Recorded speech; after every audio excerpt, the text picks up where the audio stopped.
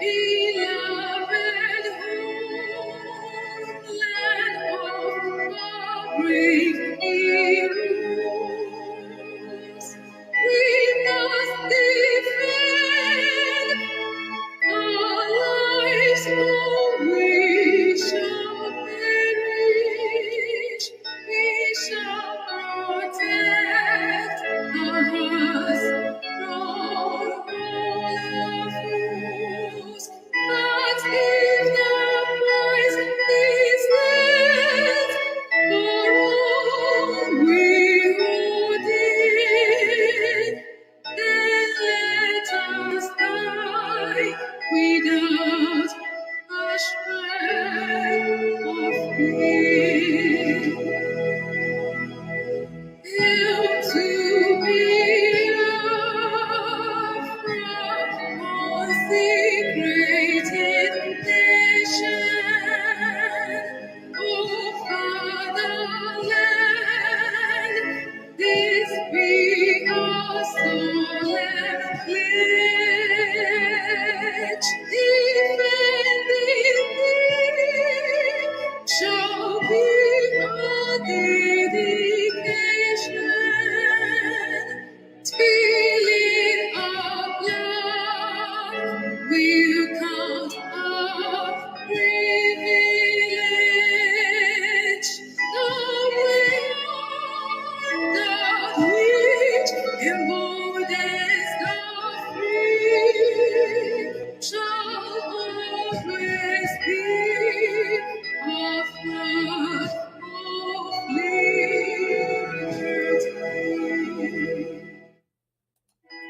Fellow Nigerian, in search of excellence for Africa, my mission remains to create awareness, advance practical solutions, and transform mindsets via case studies. Together, let's midwife deliverance for our race, country, and continent. Please share this video. I am Dr. Israel Nigerianists. Thank you. In 2001, U.S.-led forces overthrew a Taliban-led Afghan government following the 9/11 attacks led by the Al-Qaeda leader Osama bin Laden. For the next 20 years, the U.S. and allies enforced democratic ideals, built up Afghan security forces, and provided operational cover. The Taliban continued to attack.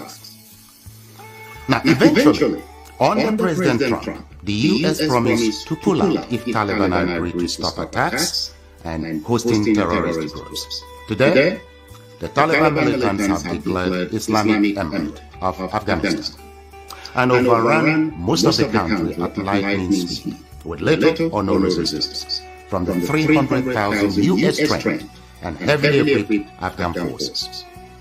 U.S. General could not believe an army could crumble at that rate. I did not, nor did anyone else, see a collapse of an army that size in 11 days. There will be many postmortems on this topic, but right now is not that time. It is believed the Afghan soldiers, though diehards, had unquenchable allegiance to jihadist ideologies practiced by Taliban. There were Afghan soldiers by day, Taliban at heart, and Taliban at night. A situation, some suggest, currently exists in Nigeria too. So Afghanistan was simply handed over to the mullahs to govern, based on their shared jihadist ideological leaning. The south and middle belt of Nigeria should wake up with urgency. The Afghan situation is cooking fast in Nigeria today. Afghanistan is number 1 on global terrorist list. Nigeria is number 3. Second to... I'm asking a very pertinent question. Is Nigeria working for you? Major General Muhammadu Buhari retired, knew the solutions to Boko Haram till he finally became president. He asked ex-President Jonathan to resign because of insecurity. He cried pathetically. He promised to end Boko Haram in 3 months. But now, he's telling us he's done his best to arm the military. Why isn't he resigning? Governor Fashola knew the solutions to provide a stable power supply till he became Minister of Power, and darkness pervaded the land. After trying hard and giving excuses like he only plays the supervisory role, the ministry was assigned someone else. Power grid still did collapse. The NSAS protests were tagged insurrection. In fact, someone said Aisha Yusufu ought to be in jail for instigating violence. Then farmers were beheaded in Borno. Same person asked Aisha Yusufu to lead a protest. Aren't these people supposed to forbid hypocrisy? Is Nigeria working for any Nigerian today? From leaders hoarding food for the poor, receiving kickbacks from government contracts, to farmers needing permission to go to their farms. Is Nigeria working for you? Why is Zamfara's gold for Zamfara and Niger Delta oil for Nigeria? Why is Isba destroying alcohol, but their state governments receive federal allocation from monies received via taxation, including tax on alcoholic beverages? Why are some federal roads abandoned to bandits and kidnappers? Who is in charge of Nigeria's security? The president is talking to us this time.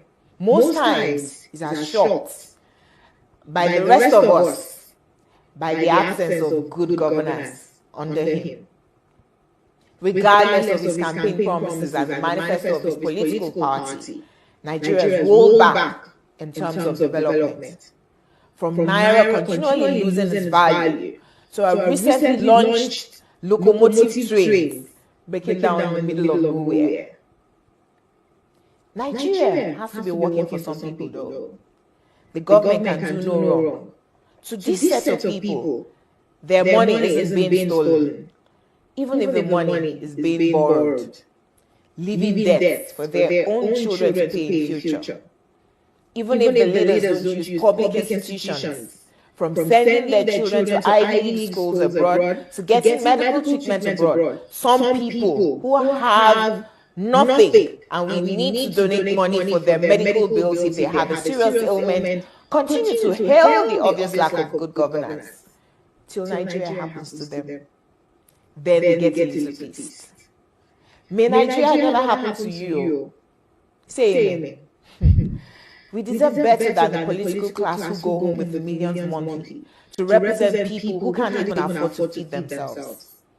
I am Olajumoke Alaobe James. Nigeria is not working for me. Is Nigeria working for you?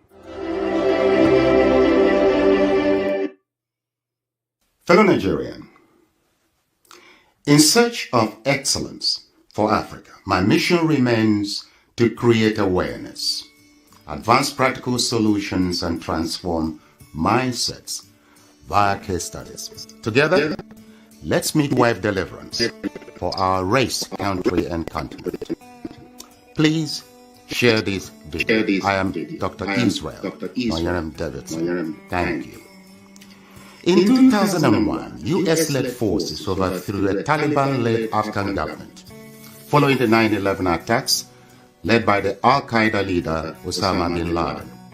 For the next 20 years, the US and allies enforced democratic ideals, built up Afghan security forces, and provided operational cover. The Taliban continued to attack.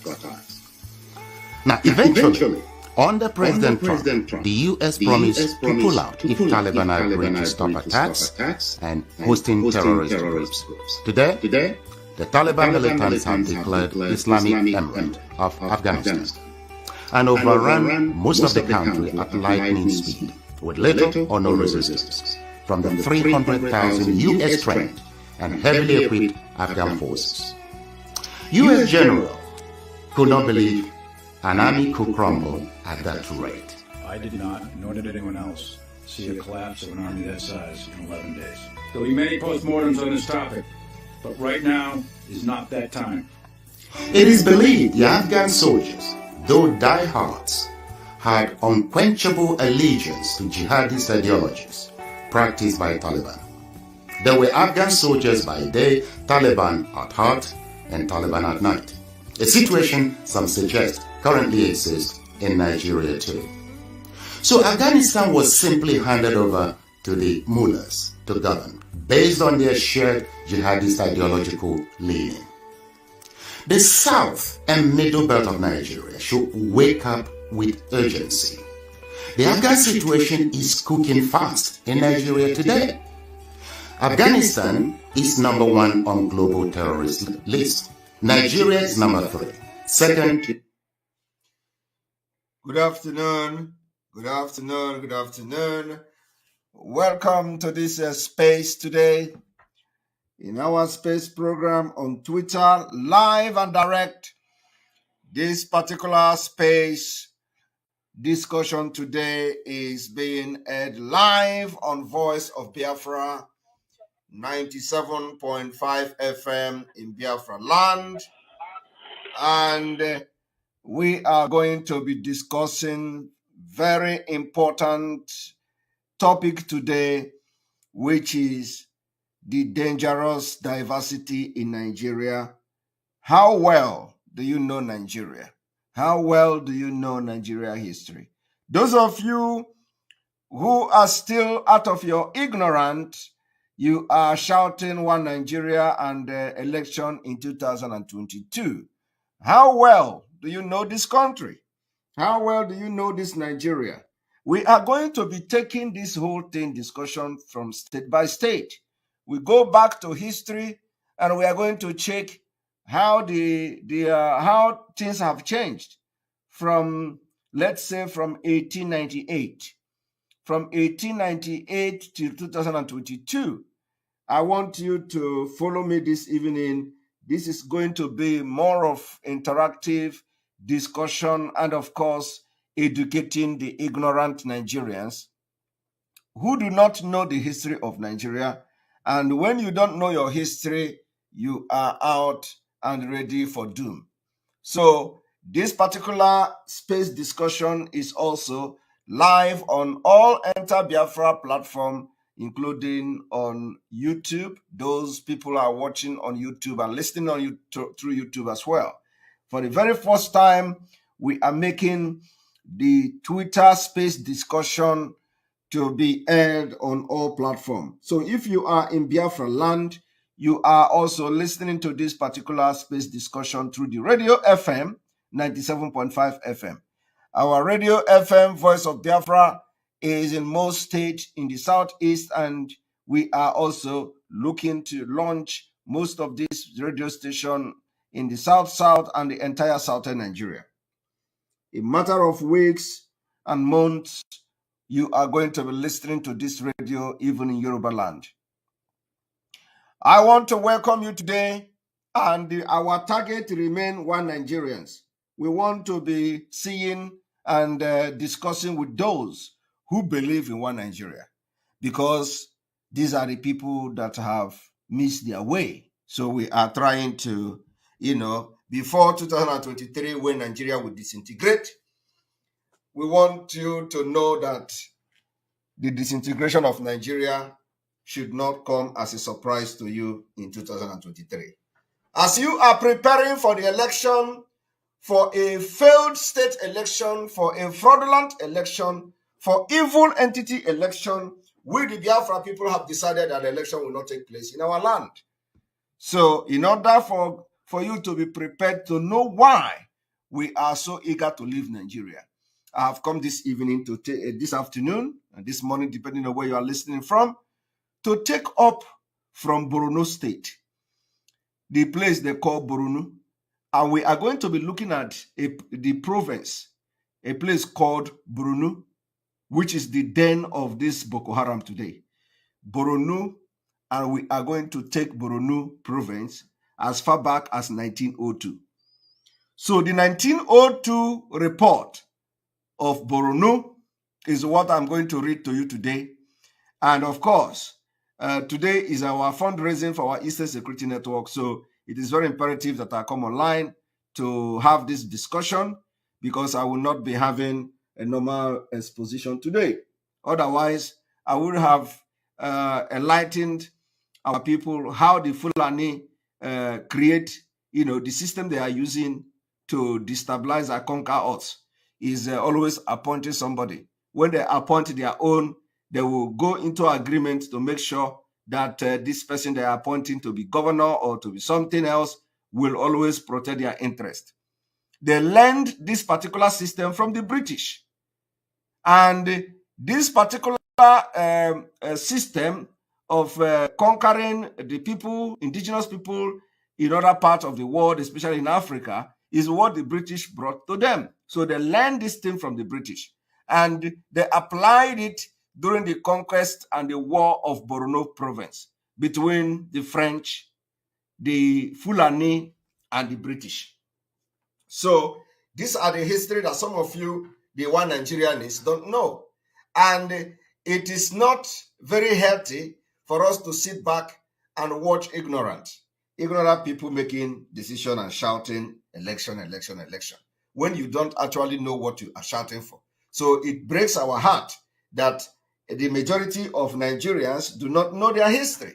They don't know the history of how Nigeria become Nigeria. They don't know the history of Fulanis. They don't know what they have done in the past, whether the action and the attitude of Fulani have changed. So my point of discussion this afternoon is that Borno, the attitude and actions of Fulani conquest, how they have conquered the entire northern Nigeria, have not changed. In fact, they have even increased their volume. So this is why I have come here this afternoon to read some of the report from Lord Lugard in 1902. I want you to listen to this. Those of you watching from YouTube, you may have the opportunity to see the image. Those of you watching through YouTube, you may have the opportunity to see the image because the image is there on YouTube.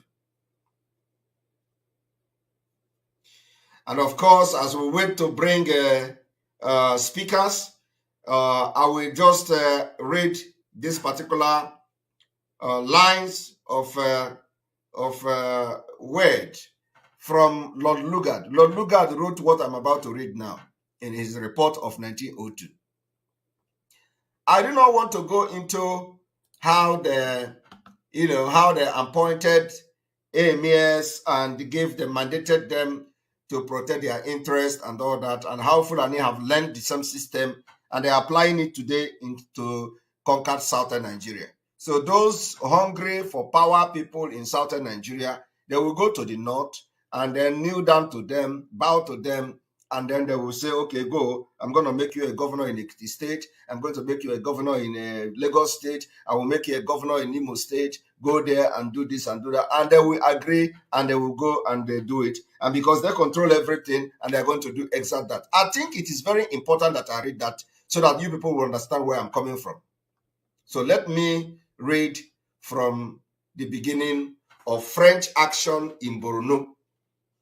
Because with that, you are going to understand, how this whole thing started. The French action in Borno, written by Lord Lugard in 1902. What I am reading is original document we have, a copy of the original document. The expedition reached Gujba on March 11th, and leaving a company there as a garrison, proceeded thence to Maiduguri. Colonel Mollard himself made a rapid trip to the ancient capital of Borno. I want you to understand that this Boko Haram today did not start today. So if Boko Haram can come out from Borno and Borno become the stronghold of Boko Haram, it started as far back as 18-something. But I want to read the history today from a first-hand colonial master called Lord Lugard. Now, that this Mollard himself made a rapid trip to the ancient capital of Borno at Kuka on Lake Chad. I want to tell you that this Lake Chad today has become a dead zone. There is oil in Lake Chad and nobody goes there. If you go there, you can never come back alive. You can never come back alive. Now, the situation as he found it was as follows. After the death of Rabbi Fad el-Allah, Rabbi Fad el-Allah was one of the terrorist Fulani leaders. After the death of this Rabbi Fad el-Allah, his son had taken command of the remnant of the forces and had retired westward into British territory, persuaded by the French. I am telling you now the history of Borno. Borno, you see today that Boko Haram is doing everything they are doing. It did not start today because you don't know your history, and it is not going to stop if you continue to support one Nigeria. This Borno will expand up to Lagos State if you don't stop it in 2023. Now, this his son had taken command of the remnant of the forces and had retired westward into British territory, persuaded by the French. Some fighting has taken place before the French gave up the chase and returned to their headquarters at Dikwa. Fadel Allah now sent one of his generals to return to the neighborhood of Dikwa. Dikwa is in the north, in order, I believe, to dig up some buried ammunitions. The French officer, Captain Dangville, was away, and the general marched as far as Ngala and attacked the French post there, but was repulsed. Captain Dangville, returning, collected his forces and marched by force, marched up Fadel Allah's camp at Gujba. They marched to the camp at Gujba, taking that chief by surprise. He defeated him and annihilated his army. The Frenchman eliminated this man, annihilated his army, and Fadel Allah himself was killed. They killed this man called Fadel Allah. In addition to their own troop employed on his raid, the French raised levies. After the French killed this man called Fadel Allah, the French now employed their own troop and they raised levies in British territory. A great number of prisoners were taken in the battle and much loot. In return for delivering the Sultan of Borno from his enemy, Fadel Allah, French defeated the Fadel Allah, which is the Fulani, and then the Sultan of Sokoto, the Sultan of Borno, they now decided to impose levy called indemnity of almost $50,000 as far back as 18-something.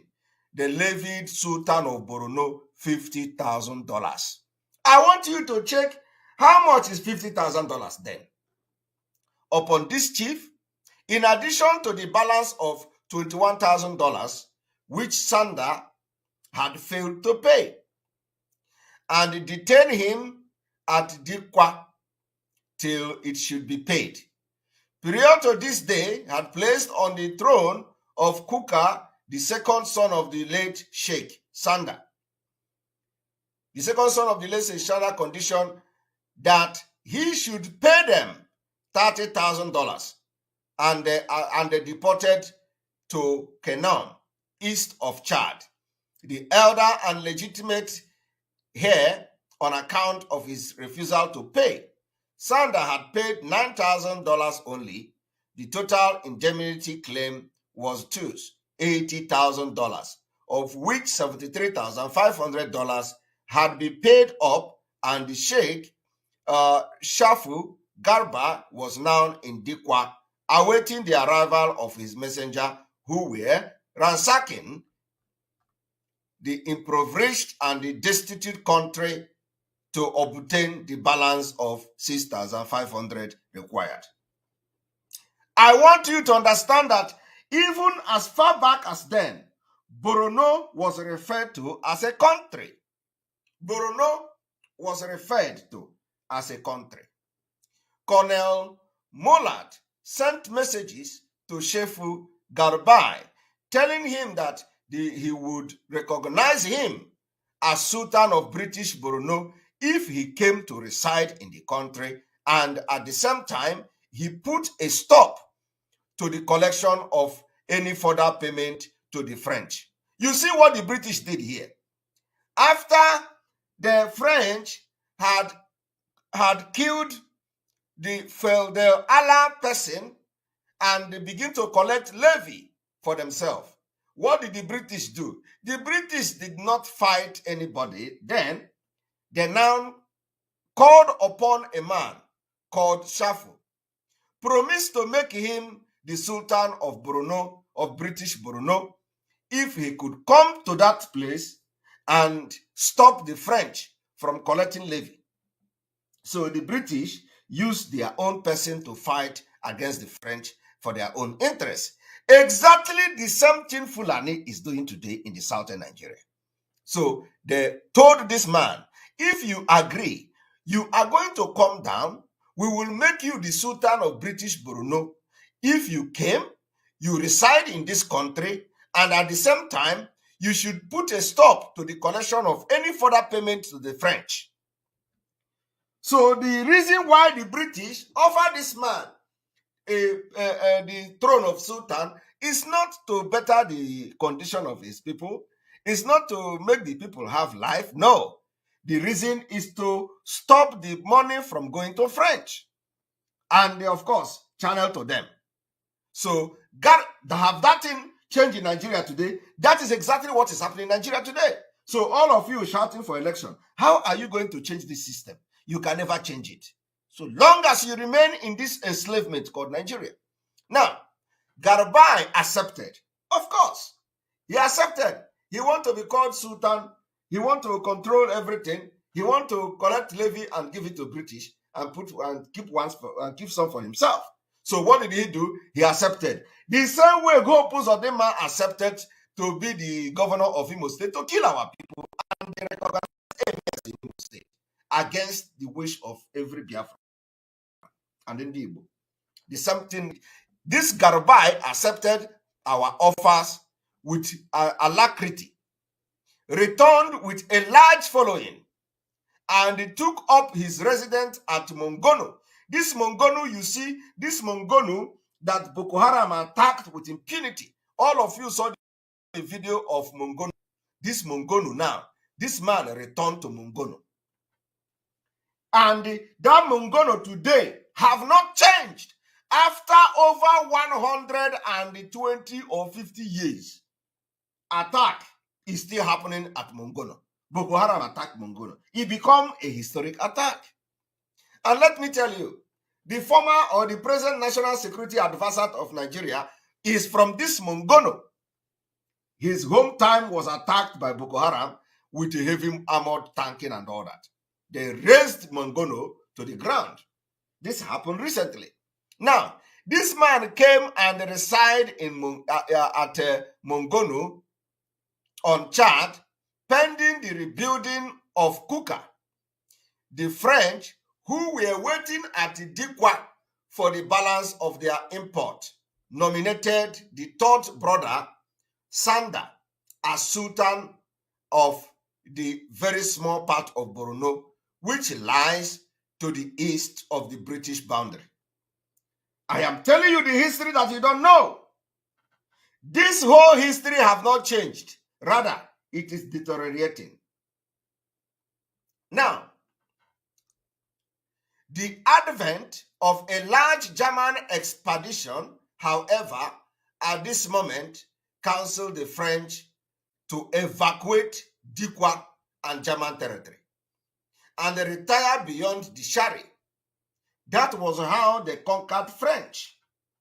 They used their own people to kill their own and conquered French. British did nothing. They were only ready to give bribe. I bribe you, I give you the lion's share, you do job for me. The situation created by the French action was one which naturally gave rise to the constant friction.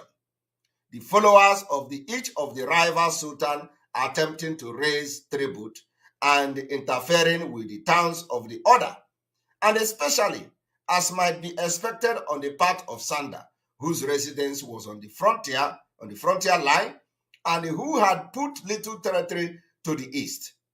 This again caused mutual protest between the representative of the two European powers, and much valuable time was spent in attempting to lay down a temporary frontier. In consequence of this state of things, I advised His Majesty government of the necessity of proceeding with the demilitation of the frontier without delay. To this proposal, the Secretary of State assented and a joint commission was appointed. Now, I want to now take you to the province of Borno before we come and start asking our listeners to talk and tell us, how well do you know this Nigeria you are supporting? Colonel Mollard reported that the people were everywhere. I'm telling you now the history of Borno. This Borno you see today that have been ravaged by Boko Haram. It started as far back as 18-something. And I'm reading a report of 1902. Colonel Mollard reported that the people were everywhere glad of our arrival at Borno province, and the country is practically peaceful. I want you to underline that word. The country is practically peaceful and well disposed. They were addressing Borno province as a country then. You can imagine, as Borno was a country.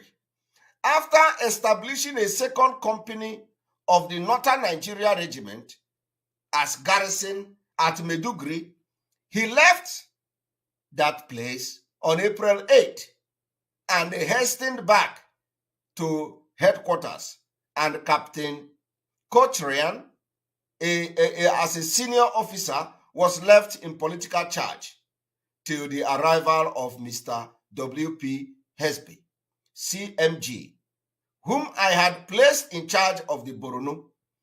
I cannot speak too highly of the ability with which this most difficult task was conducted by Colonel Mollard and his officers. An enormous area, some 60,000 square miles, was brought under administrative control with little bloodshed. The difficulties encountered were unusually great, owing to the lack of water and of supplies, and the whole expedition, including Major Cobbett, later operation, was concluded in about 4 months. Over 1,000 miles of country was traversed and mapped into the period. The country shows signs at every step of the anarchy. I want you to understand, every step of anarchy and a war of which for so many years it has been the same. The population is depleted. I want you to listen to the history of Borno province. The population is depleted. Towns, once large and prosperous, are now only charred ruins. While brigade or brigandage and pillage are everywhere rife. Strenuous effort has been made with a large measures of success during the last 6 months to introduce law and order and to give the country a chance to recuperate. But time will be needed, even partially, to restore its former prosperity. The population consists of 1. I want you to listen to the population of the Borno province as far back as 18-something. The population of the Borno province, 1. The indigenous inhabitant called the Beriberi or Kanuri. The Beriberi or Kanuri. 2. The so-called Arabs. as far back as 1902, there are Arabs in Borno, and 3, the Fulani. Fulani are the number 3. The 2 later being pastoral people owning herds of cattle. What it means is that the Arabs and the Fulanis are pastoral in Borno. That is where Boko Haram come from. That is where terrorism in Nigeria started. Have you changed? The answer is no. Do you think you are going to change this thing that has lasted over 150 years in 2023? The answer is no. You need to study the history and how how we have gotten to this point today.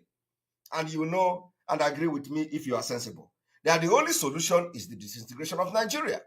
The more you delay Nigeria, the more you bring calamity to your future and to yourself and to your children and to your family and to your business. Survey have been made up to the extreme northern frontier from Chad to Machena near the French boundary on the north. I am informed that Monguno, the temporary residence of the Sultan, which a year ago was a small village, has already a population of 25,000 people. It will be moved to the old capital at Kuka, now being rebuilt in October next year. I have elsewhere reported on the great quantities of neglected produce which are to be found in Borno. Of course, this was in paragraph 106. Mr. Hesbo reports that though the heat is great at time in Borno and there is little shade and the sandstorms are violent and frequent, frost is experienced on the shores of the Lake Chad. Generally speaking, there is a great depth of water in Borno, the wells in central Borno being as much as 250 feet deep, and it is generally impregnated with salt. This is the history of Borno.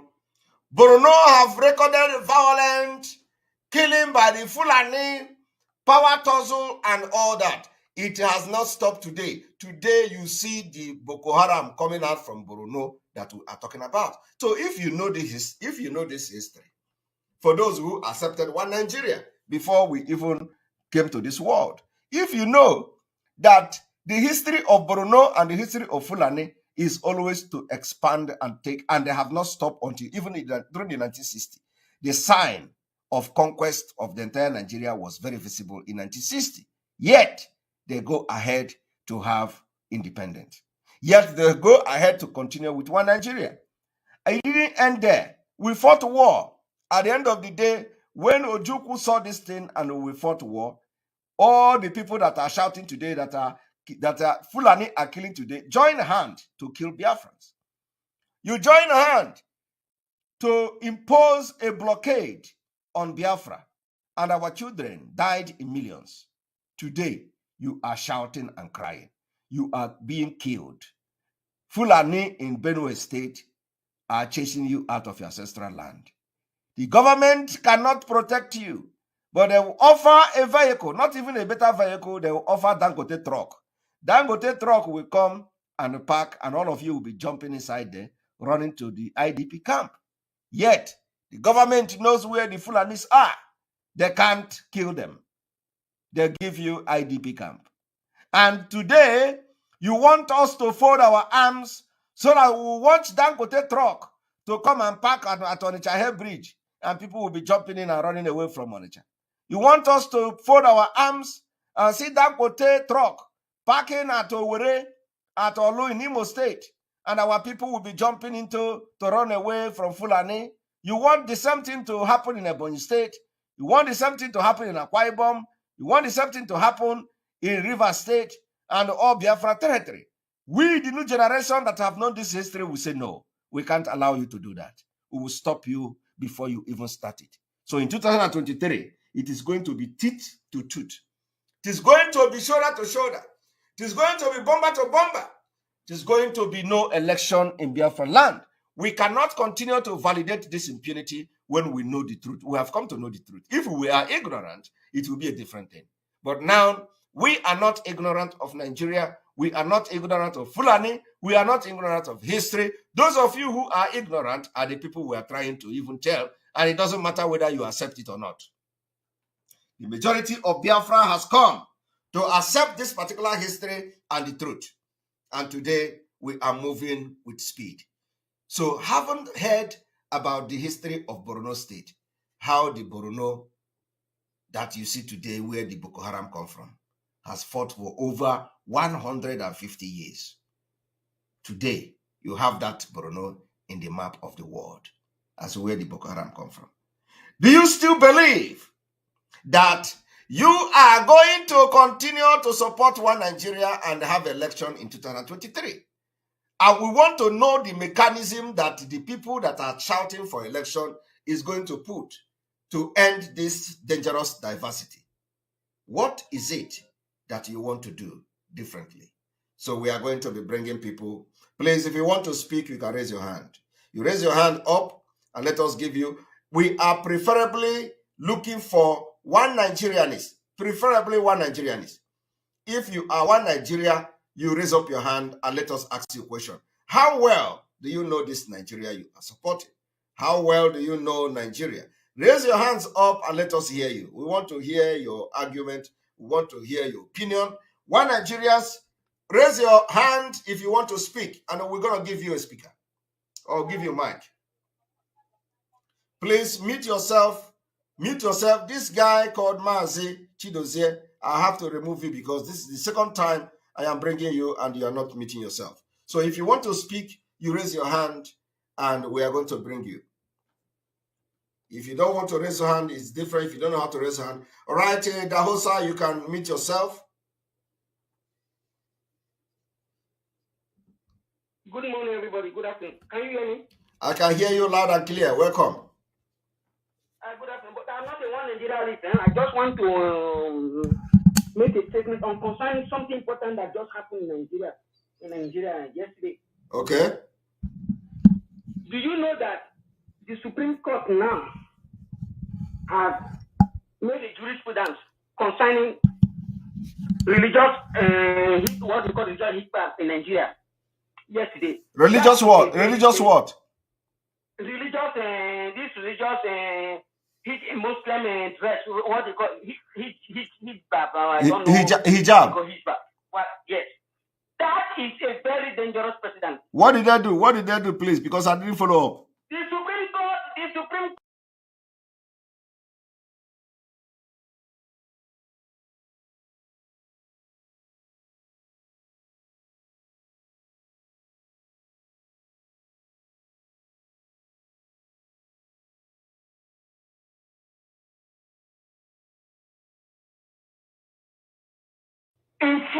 In France, where I reside, France is a secular state. Because this is not about religion. It is not about what people don't understand. It is not about religion. It is about a very dangerous Islamist agenda. You understand? So this is how they come. In France, where I stay, these people have been trying to alter the mode of dressing of students in school. But the French society, being that they were majority Christians, being that they are already not Christians, being that they have been resisting these people. If you go to London, they have almost conquered London. This is how they started in Afghanistan. This is how they started in these places in Sudan. Anywhere these religious ideas pass, at the end of the day, that place becomes a desert. That place becomes depopulated. That place becomes hungry and they are famine in that land. People should understand what the Supreme Court did yesterday. When you say a country is like a secular state, it's a secular state. When you say a country is a secular state, there should not be any such religious in schools. If you want to go to schools that are religious, like Catholic schools, like Muslim schools, you are free to do that. But you cannot, Supreme Court cannot make that decision and say now you cannot be wearing this dressing for public schools. This is a dangerous precedent that we need to pay attention to.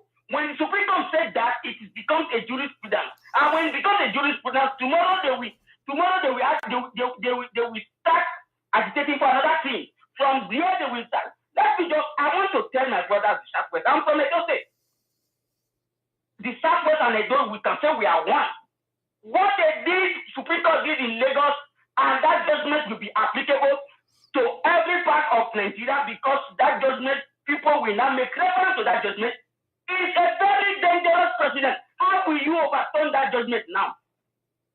Even if Peter Obi becomes president, can he not go to the Supreme Court and oppose that judgment? No. How will you be in France? How can you be in France, for example, children from ages from 0 to 18, you cannot see them with those dress going to school, public schools, because public schools are free. It's paid by the government. Yeah. Now, how are you going to? Are you not a Muslim country? Because there are many things that have been done that are being done in Nigeria every day that we just do. We say, no. I saw some comments of my Yoruba brothers. Some say, it does not matter. It matters a lot. It matters a lot. It is how they start. They always start. It is automatically. They always start with that problem of dressing, religious dressing. They want their religious issue and all that. That is just one thing I want to make notice here today. That Supreme Court Justice Samuel Ekpa, please, you should look into it. It is a jurisprudence. It is from Supreme Court, which is very dangerous, very, very dangerous for the society of Nigeria if Nigeria want to become one to rule. That is one thing I want to say. And that thing I want to say is that, do you see your constitution, the Nigerian constitution? When Ahmadu Bello said, I think it was in 1960 something, the man said, Nigeria should watch the estate of their grandfather, which have been teaching us in the past weeks. And there was a statement there. That statement that he made there is more powerful than the Nigerian constitution. People don't understand it. That is the root cause of our problem. That statement said, never allow them to have control over their destiny. And my brother, thank you. I am just looking it up, and the more striking thing here is that it was like specifically said, Supreme Court upholds student right to wear hijab to Lagos schools. Lagos schools. You know, I have been making a position on their target at Lagos. I have told you people that Fulani are now making the emir of Lagos is making settling land dispute in Lagos. I've made those expositions. But you know, when you are talking all these things, I have also told you people, because of what is happening now, we have revisited our past exposition and the past comment and the leaked audios and all that. It is beginning to make sense. But you know, when you are telling this, some ignorant people don't want to know. And like you rightfully said, what we have decided is that our people back home, we have taken away their right of guardianship to make decisions. That must be done. So let me stop here for now and give other people Thank you. Thank you very much. Thank you very much. All right. We are now, if you want to speak, please, you raise your hand and let us bring you, please. Raise your hand up and let's bring you. You know, this information now from Idahosa is very, very important, and you all have heard him. And now I'm going to make a exposition on that particular judgment by the Supreme Court. And then, of course, it will, correspond with all our previous exposition we have done in the past, especially focusing on Lagos. So, great. Can you unmute yourself and you can have the mic? Okay, Mr. Simon, I thank you very much for the good work you are doing. You're welcome. May the people of Victoria continue to bless you. Say. Simon Ikenna, I am speaking from Biafra land, Anambra State, Nnewi precisely. There we go. So I am here to thank you once again because it's only God that is using you to help us. It's not ordinary human being. So what I'm saying today, I want to assure all the world that we Biafran youth have decided to take Biafra.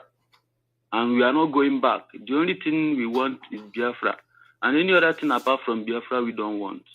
We have said no erection in Biafra. And all the world, I know that Britain are evil people. Britain are very wicked people. Every people know their history, but nobody wants to speak up. All of them decide to keep us silent. Their military are criminals, sponsored by British, we know that. But this second time, this Biafran youth that rise up, we are not going back again. Biafra must come. And I want to assure them that our politicians, they are using, our governors, they are using to replace us. We are no more listening to them. I want to let them know that those people they think they can use to manipulate us, we are no more listening to them again. We want to take the freedom by ourselves. We know that they cannot help us. We all know that. Because all of them are afraid of Fulani people. But we Biafran youth, we are not afraid of Fulani people. If they need war, we are going to give them war. The only thing we need is for you guys to support us. We that is here in Biafra. If you guys support us and give us what it takes, we are going to bring the Fulani down. They are nothing. We want to assure them that they are nothing. Any extent they are going, they cannot defeat Biafra in this second time, and they must release our leader. It's very important. I want to make it known to them that our leader must be released. We don't need anything election. The only thing we are demanding, let us know where to belong to. We don't want Nigeria again. Nigeria is mess. Everybody know that. But our governors have decided to betray us to the extent of they don't have conscience anymore. They will command to kill their brothers. They will be seeing their brother killed. They say nothing. To please Fulani people. No problem. Time shall tell. Thank you very much. Okay, sir. So that I will not be wasting time, but I just want to use this opportunity to thank everybody that is listening to this space. And everybody should put hand on deck to make sure Biafra come. If you know what you can do, please help us and do to get us Biafra. Thank you, sir. Thank you very much. We appreciate you. All right. The next person, Desmond. Desmond, can you unmute yourself? Hello. Good evening. Good morning, everybody from this side. Good morning from here. Mazi, I'm so happy. Well, I'm a very, very strong follower of you and IBOP. So, of course, I'm not a supporter of election in Biafra land. And the reason why I even wanted to talk is because I was listening to this interview today by Arise News, to this our Ejife, I think. Yes. So the man, because I remember there was an interview he made before, and he was saying that if they don't give us president, then if they don't give Igbo man president, that they will not have a choice than to support Biafra. But now he's still complaining that yes, the APC and the PDP have disappointed them, and he's still hoping that PTB, being the Labour Party, will still have the chance. My brother, these are people who don't know. The Ezife is an elder man that I respect, but the respect have limit. Okay, I respect him as an elder, as somebody who is upright in what he was doing, but I don't accord any respect when it comes to knowledge about Nigeria. He has lost it all. So we know where the respect get to. So the issue of they have already failed. All the attempt of these elders have failed, and they continue to fail. So when we are telling them that where you are going, there is no road there. They thought they have road. So when they will go, the thing will close. They will jump to the other side. The thing will close. They will jump to another. We have been telling them that this thing you are doing, there is no road there. They will never believe us. So when you look at that, you find out that somebody who failed the first time, you failed the second time, and you are telling him the outcome even before he embarked on that journey. And then so you see that we have more superior knowledge about Nigeria than them. So we don't look at them when it comes to Nigeria. We respect them as elders, but not when it comes to our future. They don't, as if they cannot live more than cannot live up to 40 years now. So they cannot decide our future for us. People that their life is already ending cannot decide our future for us. We want people that have still opportunity to live to come and decide our future, not people that have used everything they have in life. So, my brother, I respect Ezife, but not on the issue of Nigeria. Thank you. They even asked him what should be expected from P2B. He was saying that there will be no more Amajiri on the road. Imagine. There will be no more what? Amajiri on the road. Amajiri on the road. Imagine. Just even left from what Good Luck did. Good Luck was visiting Amajiri school. How far now? So, oh my God! I don't know how we so what? So why he's supporting Obi? He said that there will be no Amajiri on the road. That was not one of the benefits. He said that we are not their friends. But PW will change bring liberation to the whole land. Chai. You can imagine the level of reasoning. But anyway, they have you see this our group now. You see this new generation of Biafra agitator now. Hey, Biati. They need to. They will see. What I want to tell our people is this. What I want to tell our people is this. Our people, I know some of them are scared. They are scared. So people are saying, I want to Biafra, but not the environment way. I don't even think that it's possible to get freedom without violence being implied. I don't even think it's possible because, like they said, freedom, nobody will give it to you. You have to take it.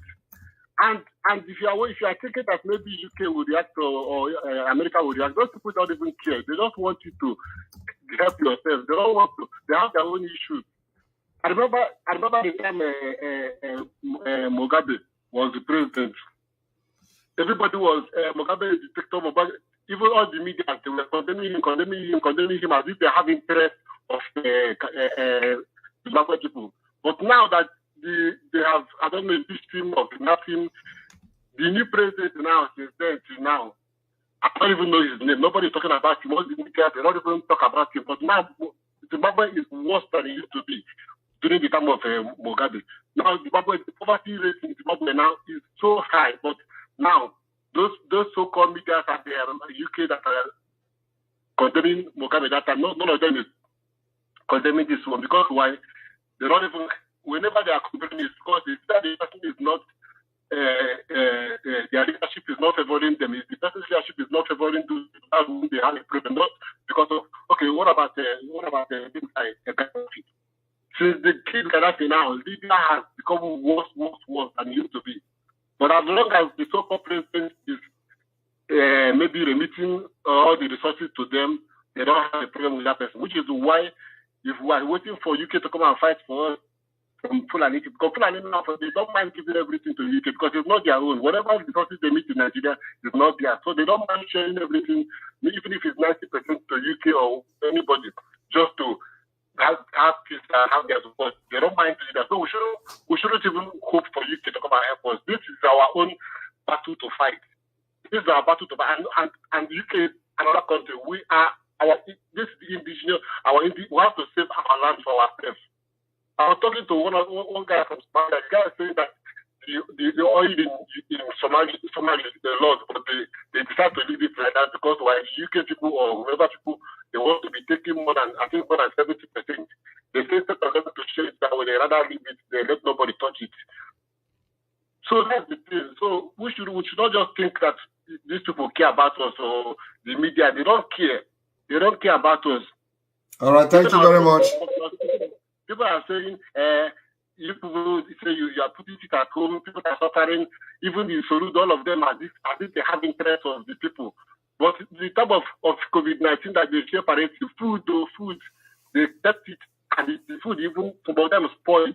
They rather let it spoil than to share to those people that are claiming they have their interest at heart. Now, why did if they really love people, people are hungry, people like this, why don't let's even say that they live in some Southeast leaders are supporting people like Tinubu and Atiku because they are poor, they are hungry. And that is the problem.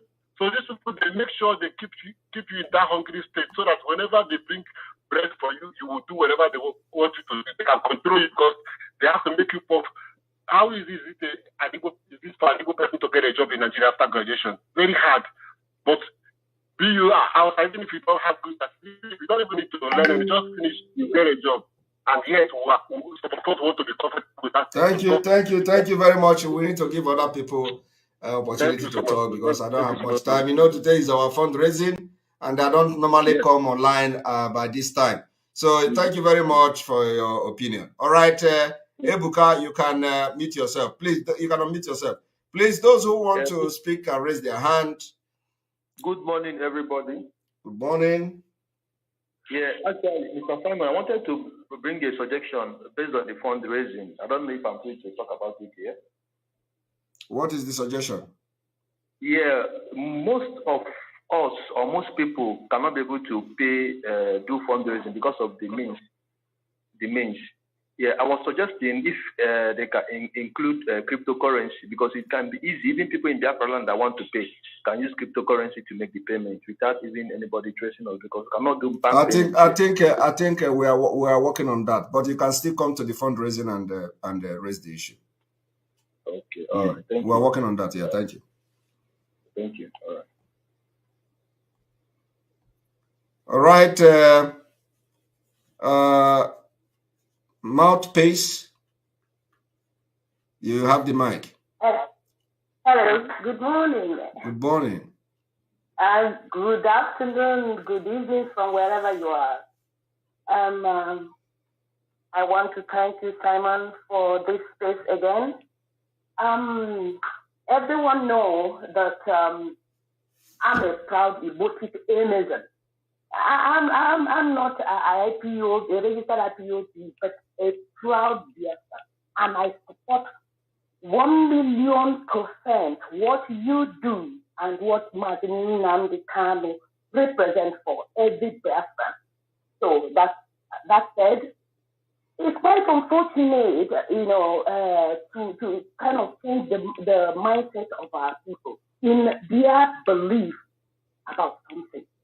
I don't know how they're going to change how we reason. It's quite unfortunate, and it hurts me, to really see what is going on. Our people, there's no road to Nigeria. Yet they want to continue. They call obedient or whatever they're calling this election come 2023. They're supporting people. You are supporting people when you know, even in the north, you're not going to get any vote. So how do you think he's going to be the president of Nigeria or whatever you call it? Even the so-called celebrities. I just saw this. I respect him. What's his name again? I've forgotten his name, but he's he's an actor, a retired actor, or let me say a renowned actor, Chief Edochie, talking about supporting P2B. I don't get it. When you know quite well, even he is a learned man and knows what is going on. What is this slavery our people are looking for? I don't understand it. You know quite well, okay, from now, at this moment, they are stopping you from taking PDP. And how then do you expect that you're going to get there? I don't know how we're going to change our people to reason like human beings. Is slavery so embedded in us that we don't reason anymore with our brains? We reason with our anus. I don't know how we're going to do it.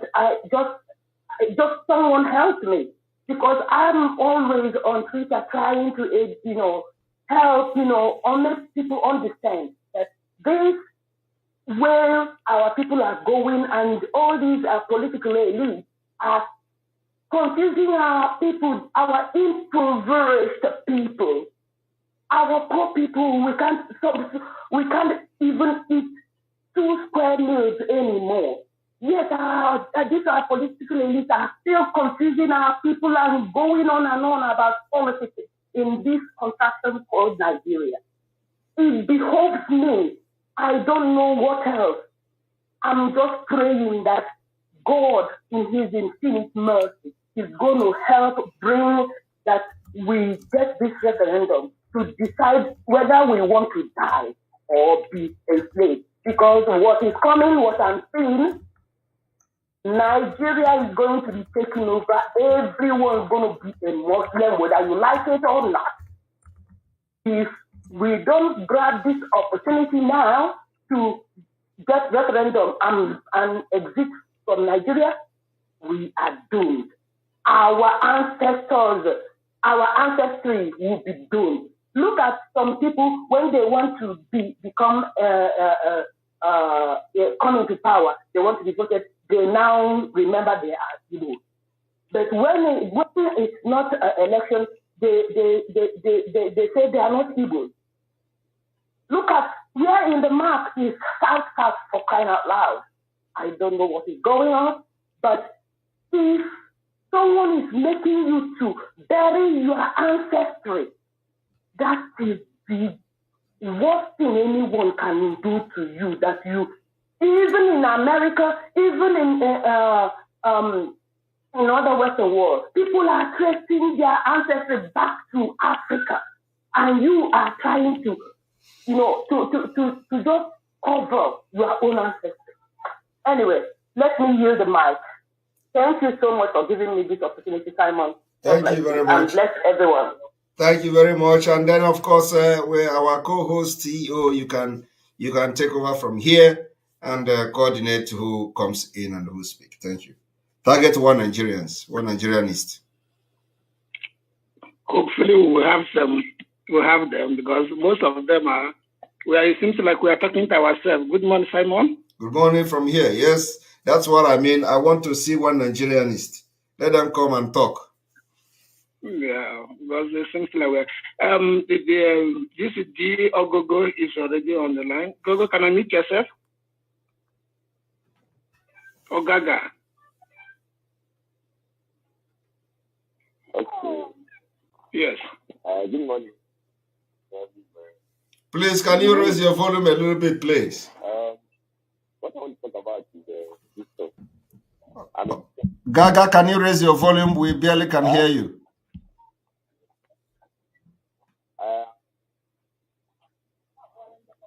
Okay. Can you hear me now? No, I don't know whether other people. If other people are hearing you, I'm okay. But at least his line is fluctuating. Okay. Go ahead. Let's see. Oh, he's unmuted himself. Are you hearing me now? Go ahead, sir. Are you hearing me now? Yes, go ahead. The confusion in our land is that some people actually don't know the movement, like what is happening, the way the things are going, the way the fight for Biafra is going. Most of the youth, like I'm a youth now, most of the youth don't know the direction or what is going to happen or how it's going to happen. So some people felt like this is voting. That's what they have. Other than they are always saying about they are going to fight, they are going to do this, but we don't actually know what they are going to do. That's it's the kind of question. What are we going to do? Should we just sit down and be listening or doing nothing? I want to understand what we are going to do so that we know what we have to do next, other than listening what is being said all the time. That's just a question. I could not hear him very well. So can you did you hear what he asked? He said that if youth have to stay out and watch and listen, so these youth don't know, they don't have direction. I don't understand. Is that the question? Because I really did not hear him. Can you repeat your question? Okay, I'm talking about like the direction of the agitation. We don't know about the future. We don't know anything about it. So we don't know what to do. That's just what I'm saying. You don't need to listen. You don't need to know what is going on if you are not part of our volunteer team.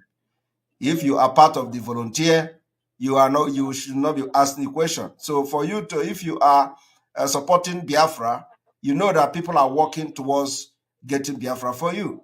So all you need to do is to follow what we say. If we say sit at home, you sit at home. If we say don't come out, don't come out.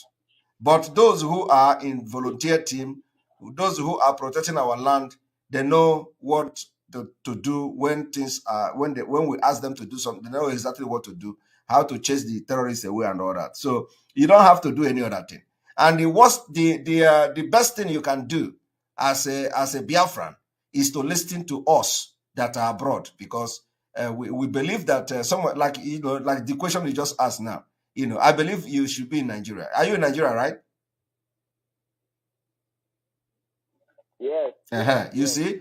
So if you are not in Nigeria, you will not be asking that kind of question. So we understand, and we are not blaming you. We are not blaming you. It is the reason why we are fighting that we leave Nigeria. So if for you to, anybody that is Nigeria can ask any question. We understand that things are not normal, because if you are in a climb, if you are in a country where things are normal, you will not be asking this question you ask now. So, but what I have to tell you now is that you do not need to wait until somebody tell you this is what the way to get Biafra, this is what we are going to do. Because if we tell you that, the enemy is going to work against it.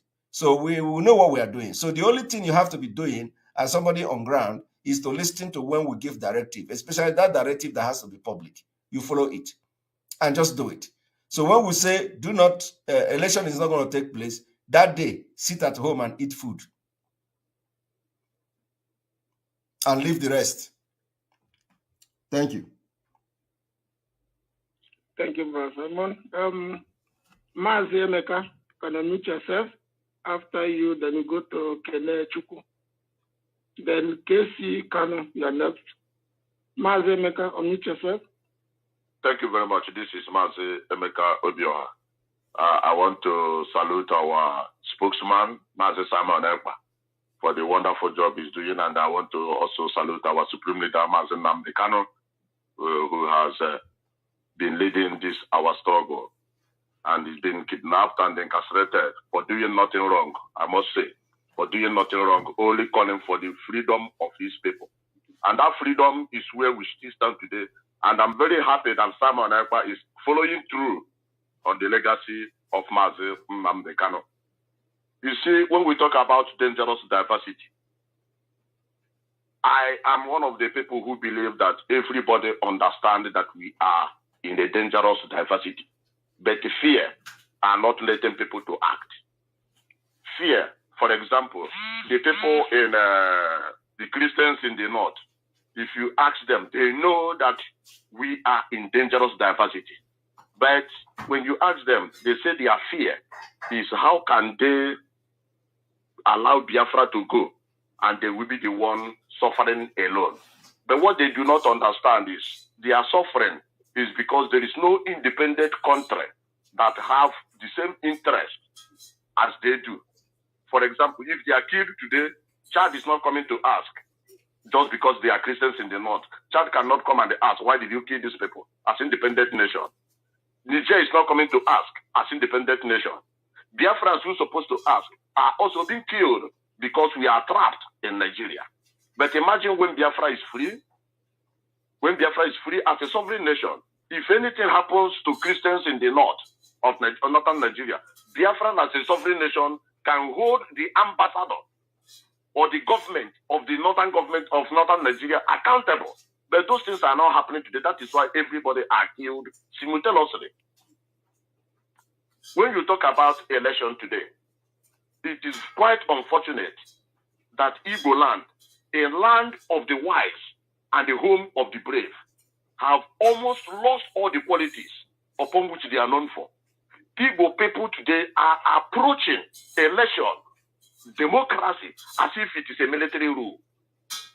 If you see the way they are talking about P2P, a man who doesn't have one senator, a man who doesn't have one House of Representatives in his party, a man who doesn't have anything structured in politics. The way they are projecting him to go and be the person who will bring the structure. to go and be the person who will bring Igbo presidency, to go and be the person who will change the Sharia law in the north. To go and, I'm asking these people, do you even understand that before you even remove the Sharia law in the north, you must go through National Assembly, House of Assembly? All these assemblies, we call it them as you want, all these assemblies, you must pass through them before you can turn anything in Nigeria. Ordinary Southeast Development Bill. Ordinary Southeast Development Bill. They have been fighting for it, God knows when. They have not been able to achieve it because they don't have the numbers to affect that change. Still, we think that one man who must work with the lower house and upper house is the man who is going to change our predicament in Nigeria. If these people can change this year effort they are using to call P2B and use it as a channel for a military takeover or for an Igbo man to take over the military, I can have some ideas of where they are going because it's only a military who can command and control, destroy state lines, change, throw away the Nigerian constitution, and do undo. It is only military by command and control, but not in this democracy, in this voting and voting and voting. Even if P2B will win, he is going there as already incapacitated person.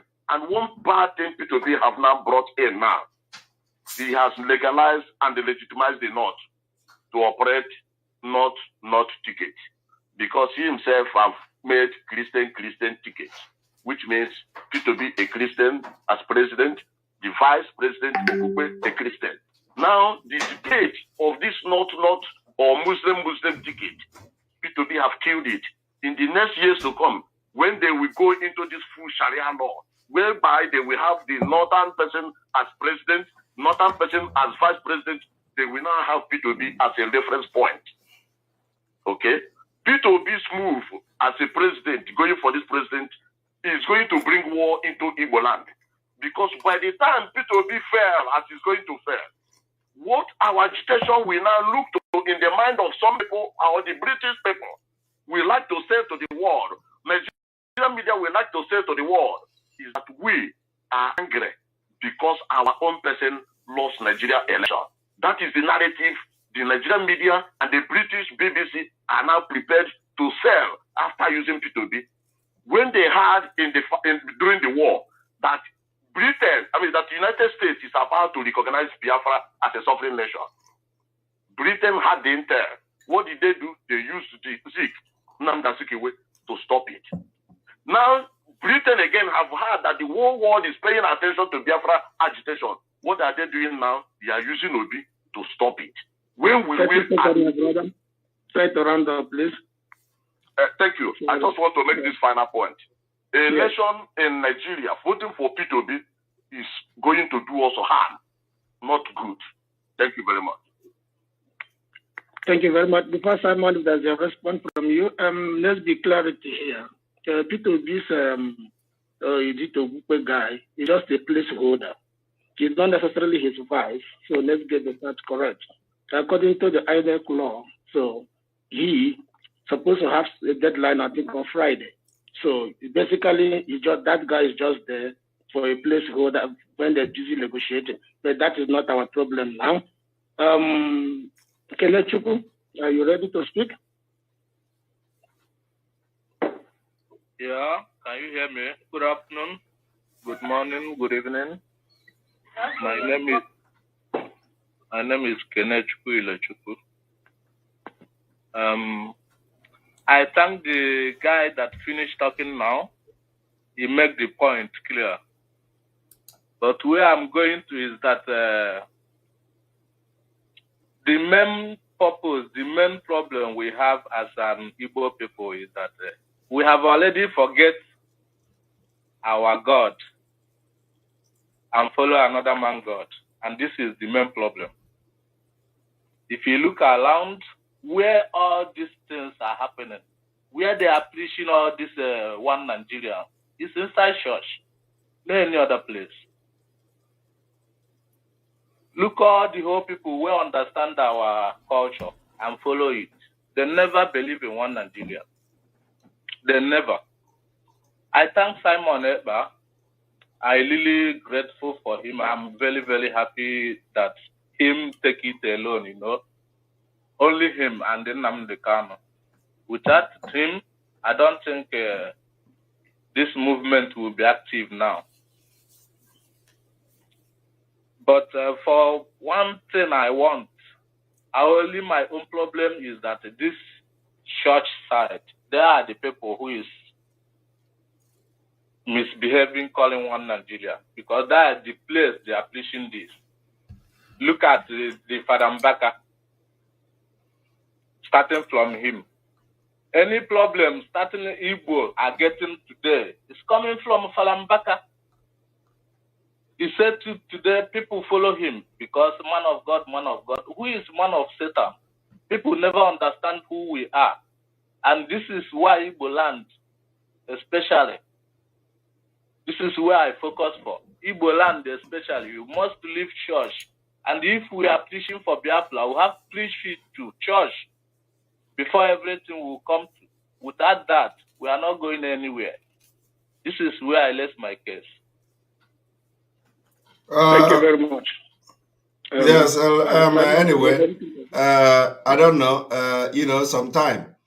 I don't know where this person, the last speaker, is coming from, but you are condemning church. At the same time, you condemn the person who have been shouting for Mazi Nnamdi Kanu release as the problem of the church. You mentioned church and Mbaka. How Mbaka is the problem? Mbaka has been the only one that is shouting the marginalization and injustice being meted to Biafra agitators. So I don't think that your assertion is right. There are bishops that have never spoken a word. There are bishops that are fighting him for speaking up for Biafra people and for Mazi Nnamdi Kanu.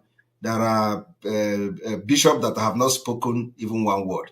There are those who have paid ransom in hundreds of millions.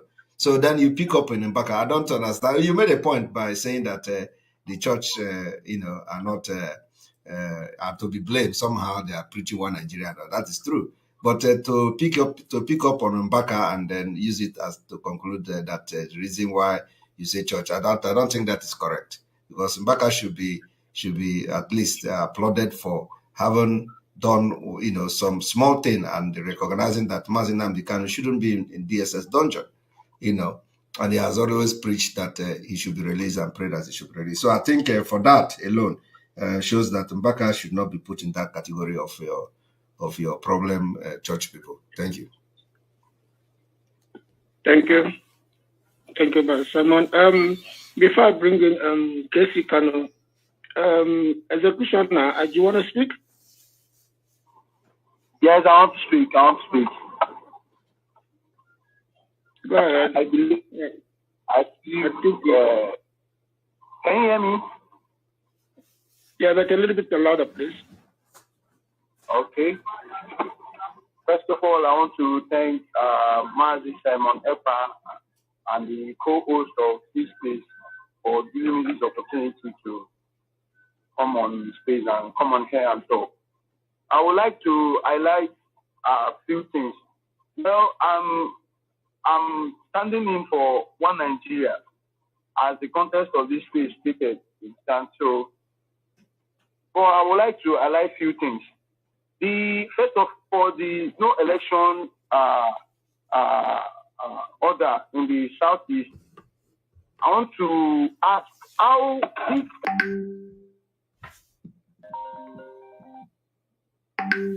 election holds in other regions of the country. You know, they will still declare their winner. You understand? Say there's no election. What we should pray for in this country is God should give us a leader that is going to lift us out of this evil we found ourselves. You understand?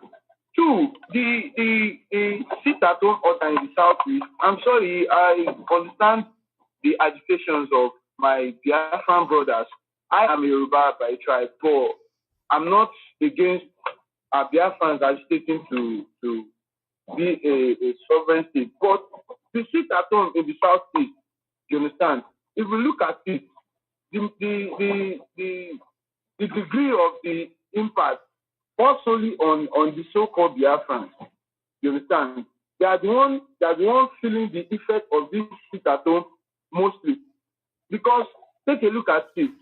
Monday, Tuesday, then I think whether Thursday or Wednesday, like 3 or 4 days in a week, have been declared sit at home.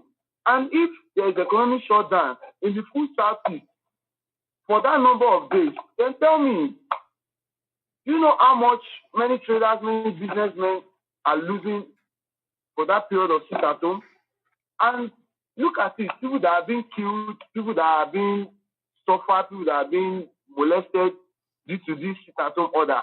Are these so-called Biafrans that we claim or you claim to be fighting on behalf? You understand? So this has little or no effect at all on the presidency. You understand? What I'm saying is we should please just review our approach to the agitation. You understand? There has been enough bloodshed in this country. All right. For me alone, as a soldier, I would have been very happy if we can have a taste of military rule again in this country. Because I think we need serious military deal. The problem of this country is not kinetic. Let me just put it that way. We don't need kinetic approach to all this insecurity, all these differences we are having. We are facing a socio-political problem.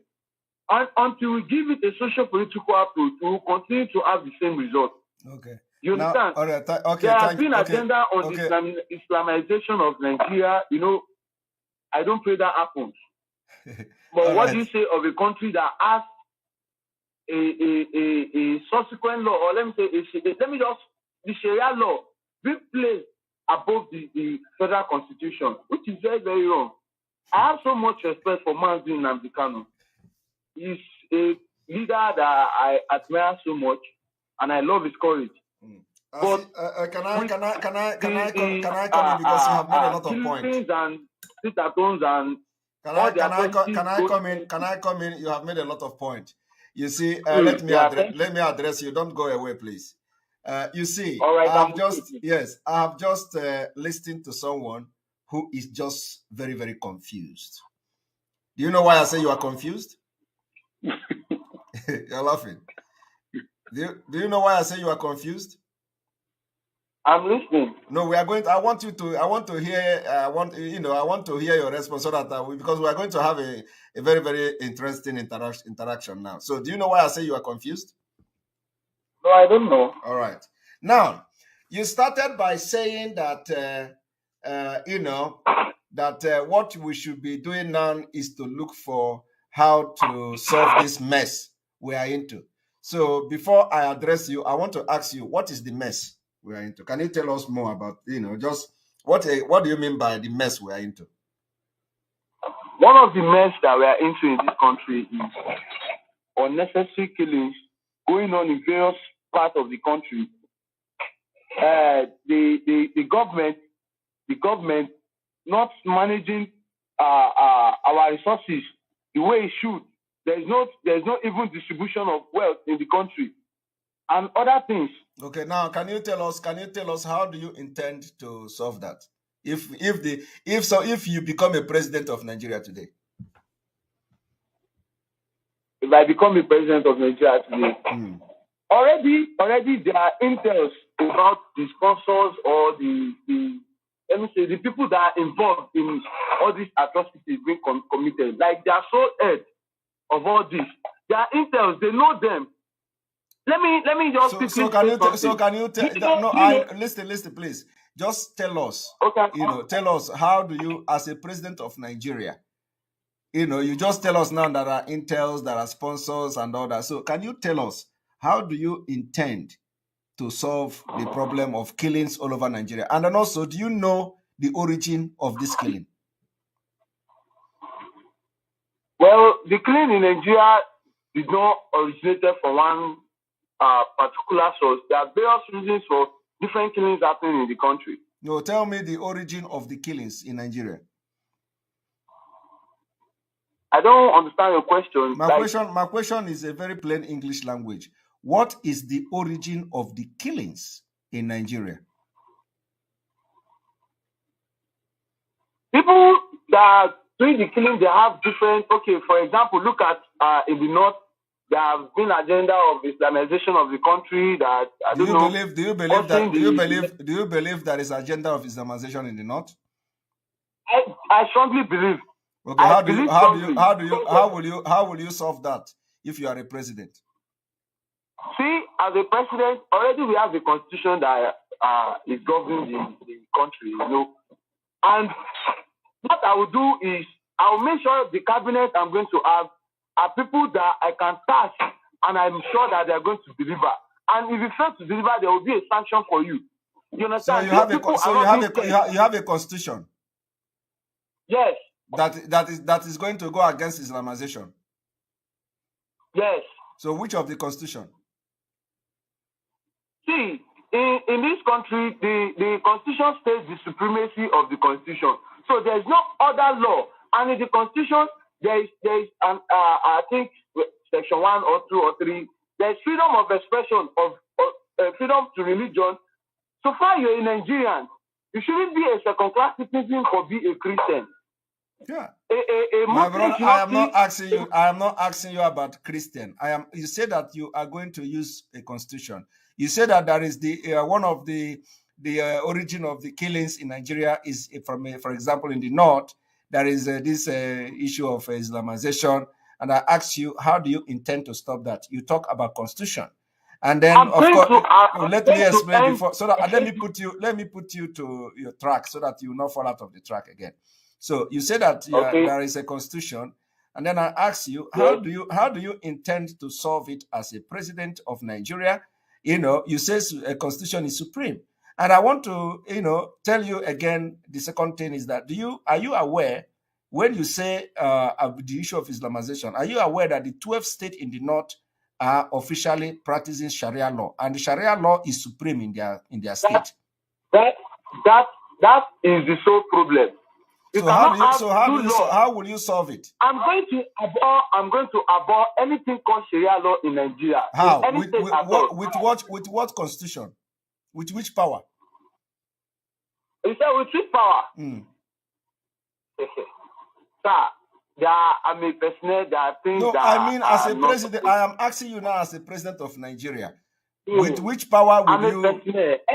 Anything I say now can go anywhere. You understand? There are things I will have loved maybe. No, you are even scared. So which means you can't talk freely as a person, as a Nigerian. You can't talk freely as a human being. So everything you are telling me now is fake. Because you are trying not to get into problem.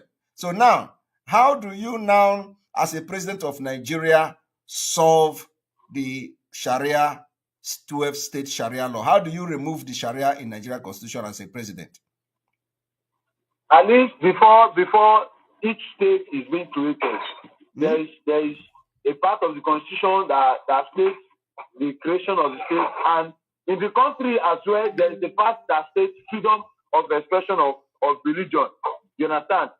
So if I become the president, freedom of expression of religion. Freedom of expression of religion is different from the Sharia law.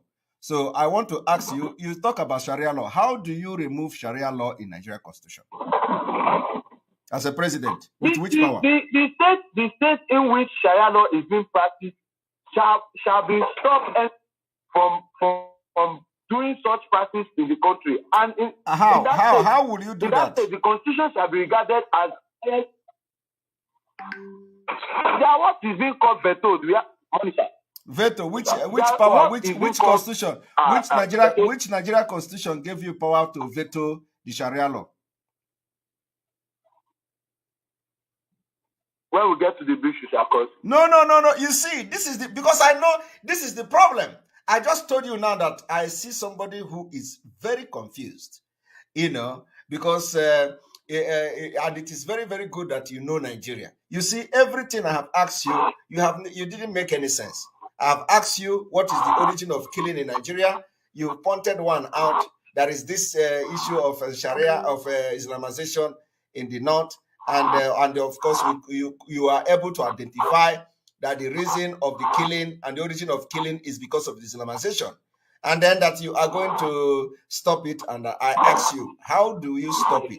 Because you don't have that power as a president to veto the Sharia law. For you to remove Sharia law in Nigeria Constitution as a president, you need to have the consent of the entire Senate. And of course, it took these people years to put this Sharia law in Nigeria Constitution. And you can't just come overnight and say you want to remove it while you have the biggest number of the senators and the House of Representative members as a Muslims who want to be part, who want to have a Sharia state. So how do you do that? This is where the clash of titans. This is the problem, and this is the dangerous diversity. You from the South, you identify that the Sharia law is clashing, and this is just about the constitutional clash. Now you say, if you become a president, you can remove it. And I'm telling you now that you can't ask Lawan, who is a Senate president now, if you are a president of Nigeria now, you say, Lawan, I want to remove Sharia law in Nigeria Constitution. And Lawan will agree with you. Other senators from the northern Nigeria will agree with you. Meanwhile, they want to even convert Nigeria to Sharia law. So how do you do that? You have not answered me. And let me tell you, you can never have answer because it is not possible. For you to do that, you need the vote of the National Assembly. Who controls the National Assembly? The Fulanis and the Muslims. I'm not talking about the killings now, no. I'm not talking about the killings. I'm talking about the constitutional matters now that you brought up. So you need to know Nigeria history very well before you can begin to support one Nigeria. So you are supporting one Nigeria because you are a personnel. One. Secondly, you are afraid. You are not even afraid. You are telling me now that the Constitution says right to express your opinion and all that, but you can't even express your opinion now. As you are talking, nobody even sees your face. Huh? This is the kind of country we find ourselves. So, and you want to continue to be in that kind of country you find yourself? No. You see, so if you see, that is why I want you, my brother, wait. I want you to talk. Listen. You know why I'm entertaining you like this? Because so people to know how people support Nigeria are confused. Because when you open your mouth, you will think that you are making sense, but when you listen to yourself again, you find out that you are confused. Because you are not yourself. You can't talk freely, you know. And then by the time people begin to picture where you have messed up, you will say, yes, the country is a mess up. But yet, you want to stay in it. Don't you know that you will be better off to stay in a Yoruba nation where you speak Yoruba language, where people of the like mind like you who want to abolish Sharia law can have a mutual understanding that this thing is not going to help us to build an innovative country? Don't you think that it would be better where you can have one single culture? Don't you know it would be better when everybody will be thinking how to build your military power, how to build your defense, that you don't need to be carrying AK-47 and running around the city every day? Don't you think it is better? Do you want to stay in a country where you are telling somebody that this Sharia law is clashing and the person wants to even take your own land and convert it to Sharia law? And we are only talking about the constitutional matters now. So now you have been able to identify that this is the problem we have in this country, yet you want it to continue. My brother, the best thing you can do to yourself is to support Oduduwa Nation. Because you see you now that you are a military man, you see that they are killing you people from the south every day in the north. I don't know which place you are, but those people that they are going to kill today, they are also talking like you. And the worst thing you can do in this life is to die for Nigeria. When you die for Nigeria, is the worst death. Because nobody remembers your wife if you are married. Nobody remembers your children. Sir, please, one more thing, please. Please. I just want to make it as a request. Because the no election order in the Southeast. I'm foreseeing that day. Do you know why I said this? Because definitely there are people that are going to go out to vote on that day. And definitely I know there will be countermeasures to enforce no election order. Let me tell you, when we speak, Biafra, listen. You say what? Come again, please. When we speak, Biafrans listen. So forget what you see now. Okay, Until then, when we speak, Biafrans listen. But you know, the ones that will not listen and that will eventually get killed on that day. The one that will not listen, you will be the one to kill them, your people. And if they die, if they come out and you kill them to just prove a point, their blood will be on your head. We don't kill innocent. You don't kill innocent. You kill people. You kill people that are even sleeping in their village. In Imo State yesterday, just the last one, go to my Twitter page. You are going to see elderly people, elderly men lying in their pool or in their pool of blood. They're not military men. They are military men. It happens every day. There be records in this country whereby the Boko Haram terrorists in Baga, they wear military uniform. My brother, we have videos of people in military uniform committing atrocities. Listen to me. I stand to be corrected. No. We know those people that those criminals that can go with the military uniform. We know when we see military operation, we know them. The people that went to the village and start shooting and killing people, they are military uniform. We have them on camera. You people are even recording it. When you are doing this, when you are committing this atrocity, you record it yourself. You record it yourself. We can't be military men. I strongly disconcur with that, please. Can't be military we have the evidence. Don't worry, my brother. My brother, don't worry. We have the evidence of the military atrocities in our land. And let me tell you, let me tell you very soon, anybody that comes to kill our people will die. Go and mark it. Very soon, anybody that enters our land to kill our women again will die. This is live and direct, and I'm not missing my word. Just hold on. So I want you to go and think again. You can't answer the question I posed to you. You don't know the history of Nigeria. You are only there shouting Nigeria, Nigeria. You know you are in problem. You can solve it. The only way to solve this problem is disintegration. The problem you see today, the killing today did not start yesterday. The killing started as far back as 18-something. 18-something. But disintegration should not be the only solution. It is the only. Listen to me. We are thinking of it is the only solution. Why you have in Europe today, Europe disintegrated along tribal line.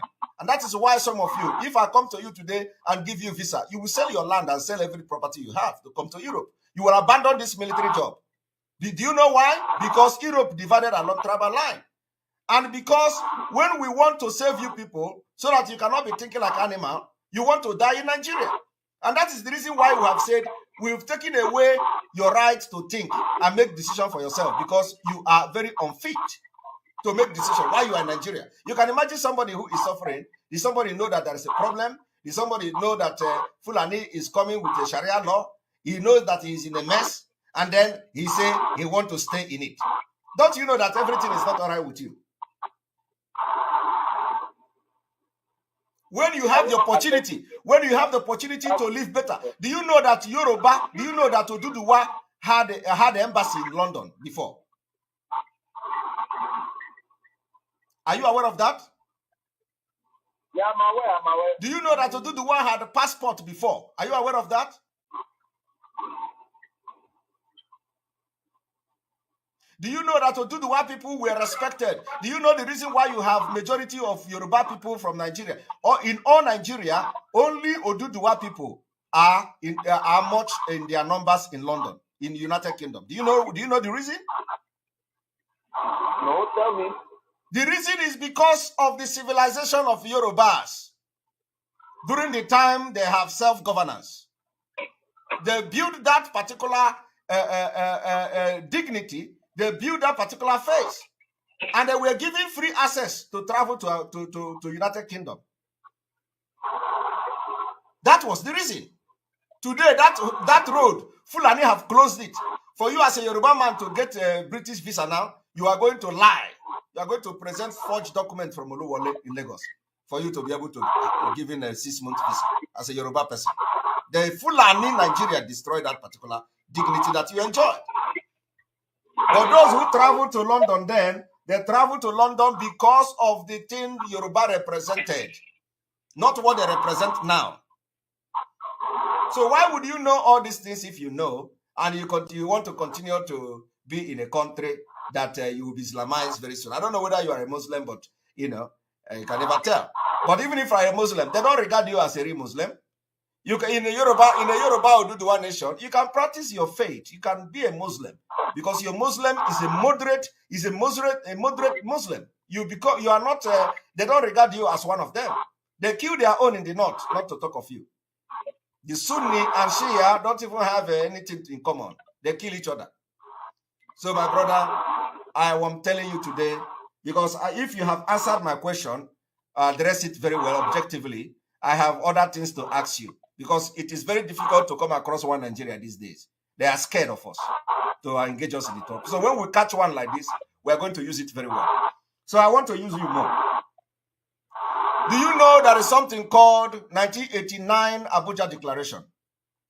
I've heard something like that, but I don't know much about it. You don't know much. Are you aware of it?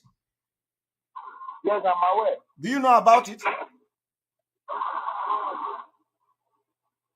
Okay. Do you know about it? It's something about Islam, whatever. I'm not really sure. So you don't know about. So you don't know about it. So you don't know about it. Yeah, please educate me, please. Huh? Educate me, please. Educate me, please. No, I want you to tell me that you don't know about it before I will educate you. I don't know about it. I don't know about it. You see, that is the problem. So you don't know anything about Nigeria. You don't know about Abuja Declaration. Abuja Declaration is a declaration that the Muslim, like all the Muslim, when we say Muslim, we are talking about only Fulani anyway, in the whole of Africa. They came to Abuja in 1989 and they gathered. And their agenda was that every state in Africa should make sure that Muslims take over the state and then take over strategic positions, and they have to, at the end of the day, they turn that country into Islamic State. Now, this agenda of the Abuja Declaration of 1989, Nigeria have already almost in completion stage. They have completed it almost. That is why today, in the military, you have the Muslim in charge, the Muslim in charge of the presidency, the Muslim in charge of the Senate, the Muslim in charge of the House of Representatives, the Muslim in charge of the custom, the Muslim in charge of immigration, Muslim in charge of Nigeria Army, Muslim in charge of Navy, Muslim in charge. So Muslim in charge of the judiciary, Muslim in charge of EFCC, Muslim in charge of DSS. Muslim. So all these things you see that Muslim, even in charge of the NNPC, is the implementation of Abuja Declaration. And you don't have the knowledge. So how can you make a right decision when you don't know much thing about Nigeria? You see one of the problems, because if you know what we know, you can't be even, you pick a gun and start shooting them. Because what we know too much. So we cannot know all these things. And even with the little you know, which you agree that you are in a mess, that you are in a mess, you still, but now I'm telling you things you don't know that is actually happening. So how do you handle that? That is the reason why you can never ever, as a president of Nigeria, do anything. Because this country you see have been restructured. Huh? Now, please, this person, Basil, can you mute yourself, please? Yeah, Basil, please unmute yourself, please. No, we removed him already from the listing. So, my brother, that is the reason why when we are talking, we want one Nigerians to come, because when they come, they are going to show how foolish and confused they are. Because some of you supporting one Nigeria don't know anything about Nigeria. That is what is paining us. Now, do you know also what happened, the report of the Lord Lugard in 1902? Do you know anything about it? No. You don't know anything about it? No. Okay. Now, do you know that Fulani own Nigeria? I don't want to believe that. I'm hearing this for the first time. Okay, you are hearing it for the first time. And you think, are you not lying to yourself if you say you are hearing it for the first time? Have you not heard it from the leaders, from the Fulani leaders? That Fulani owns Nigeria. Yes, that they own the land. Have you not heard in some of their threat of coming to kill your people in the south? Have you not heard them saying we own Nigeria? Oh, those are just words. Those are just words. Like, don't necessarily mean they actually own the country. Okay, so you believe that they are just making mouth? Yes. You see, because you do not know the history of Nigeria. Do you know a company called the Royal Niger Company? Yes, that was the former Nigerian name. The Royal Niger Company, it was sold. Okay, so Royal Niger Company was former Nigerian name, right? Yes. Okay, so do you know that Fulani were shareholders of this Royal Niger Company? Yes, I'm aware. You are aware? Yes. So if you are aware that they are shareholder of Royal Niger Company, do you know that Fulani were receiving subsidy from the Royal Niger Company? Is it? No. Then at the time of the Royal Niger Company now, are you aware that? Yes, I'm aware. You are aware that they were paying subsidy to them? Yes, I'm aware. Okay, and you are aware that the Royal Niger Company is the one that purchased Nigeria? That's what I'm not sure.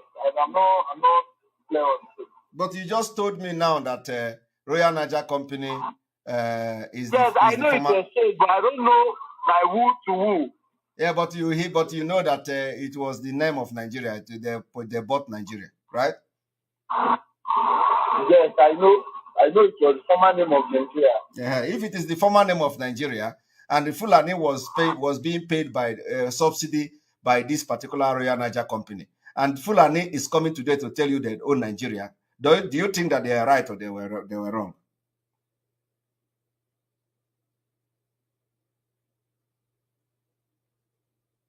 Are you there? My brother left. You know his network. All right. No. We need one Nigerian so that we'll be, because this is the only thing I want to be doing now. Whenever I come to this space, it is not always talking to ourselves and all that. So that they are going to get and every other one Nigerian listening to us will receive some sense now, because none of them know anything about Nigeria. None of them have knowledge about Nigeria. When you ask them questions, they don't know. So the people that are supporting Nigeria are supporting Nigeria out of ignorance, complete ignorance. And that is why we are not going to let them to make decisions, because including Peter Obi knows nothing about Nigeria. That is why we challenge him, and the challenge is still open. Let him come here and tell us how he is going to rule Nigeria and not how he is going to win election. We are not interested in, because if you listen to all of them, it's about how they are going to win. Nobody is telling you how Peter Obi is going to fix Nigeria. They are telling you how he's going to win. He's going to win. Let us go to PVC. Let us calculate this and calculate that. For that reason, he's going to win. Tell us, how is he going to fix Nigeria? Tell us how Atiku is going to fix Nigeria. Tell us how Tinubu is going to fix Nigeria. Until you come and tell us, there will be no election in Biafra land. And that day, Biafra people will listen to us. So over to you, co-host. Thank you very much. Our brother just left. I would have loved to ask him some questions because he spoke about sit at home in East. And he complained about the killings. I wanted to find out from him as one Nigerian who supported Peter Obi. Was it any sit at home in Owo? And the Yoruba man who's supposed to be mourning what happened to them recently come on space and start arguing about sit at home in the East. Was it any sit at home down there in Benue State? Why is he concerned about sit at home in the East? Why Owo is in a hot cake? The Yoruba nation is fighting to leave Nigeria. He is not aware. Just because he hear about Obi, he jump out to space to come and defend in East that he does not even know history about. And he come to complain and say that the Easterners are the one killing themselves. Where did he get that fact from? Even the politicians know that the Nigerian army and the sponsored terrorists are the one committing mayhem. And the Yoruba man that was supposed to be mourning over 100-something people about a week or so ago are here on space defending, fighting for the East. I wish this guy is here to explain to himself where is he now fighting and when he's supposed to be mourning. Casey, please, can you mute yourself? Good morning, dear friends. Good afternoon, lovers of freedom. Special greetings to you, Mazi and Ekpa. The most pleasure speaking to you direct. Hello, am I heard? Yes, we are hearing you. You're welcome. Thank you. Please, I have a special song I want to sing. Please permit me to do that. Go ahead. Eguchukwu na-atụmo aka nyere anyị Nnamdi Kanu egwu ga-atụgbole m egwu gị na-atụmo egwu gị na-atụmo aka nyere anyị Simeon Ekpa Chukwu egwu ga-atụgbukwala m sọsọ egwu gị na-atụmo Chukwu egwu gị na-atụmo aka nyere anyị Simeon dadi m egwu ga-atụgbule m aka nyere anyị ụmụada Chukwu ga-atụgbukwala m sọsọ egwu gị na-atụmo egwu gị na-atụmo Chukwu egwu gị na-atụmo egwu gị na-atụmo. It's a great pleasure to speak to you, Simon Ekpa.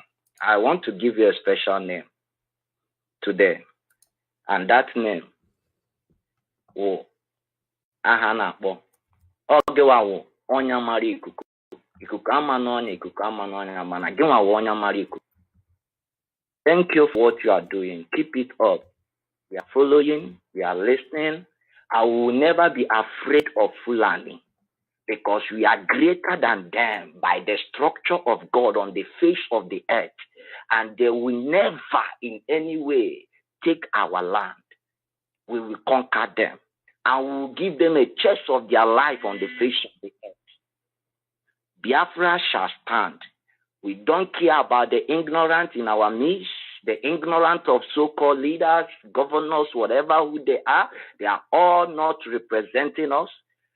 But we know by the virtue of the doings of God, we will conquer, we will take over our land, and we will give freedom to freedom of every other indigenous people trapped under the terror of Fulani and British in our land.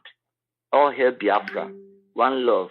Mazi Simeon Ekpa, continue the good work. Please keep on teaching us and educating us more. Thank you, Biafra. That is all I. Thank you very much. Thank you. We're still waiting for the P2P supporters. If you are here, please raise up your hand. And it's very interesting. The little time someone has with us here, let's make use of it. Don't go on Facebook and start shouting. If there's a question here concerning sit at home concerning the 14 days lockdown, no election, whatever it is, don't hide under the pillow and start abusing Simon and say Simon is the one causing problems. Come here and pose your question. He's here to answer you. It's very clear and very understanding.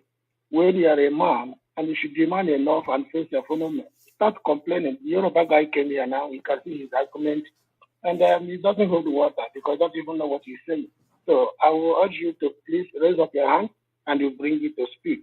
Basil, Chuku, can you mute yourself, please? Then after that, you go with the mobility. Mobility stand by and start after Basil.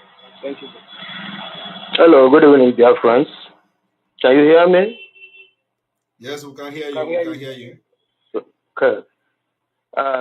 Good evening, good morning, and according to your time zone, I greet you, Simon Ekpa. In short, I jealous your patience. I jealous your humility in explaining this thing. You are just handmade for this purpose. Because the way you handle this soldier, I was dazed. Because I expected you to be angry. Really. Please, what we are talking about, Biafra, is that the problem we are having here is that we have a lot of people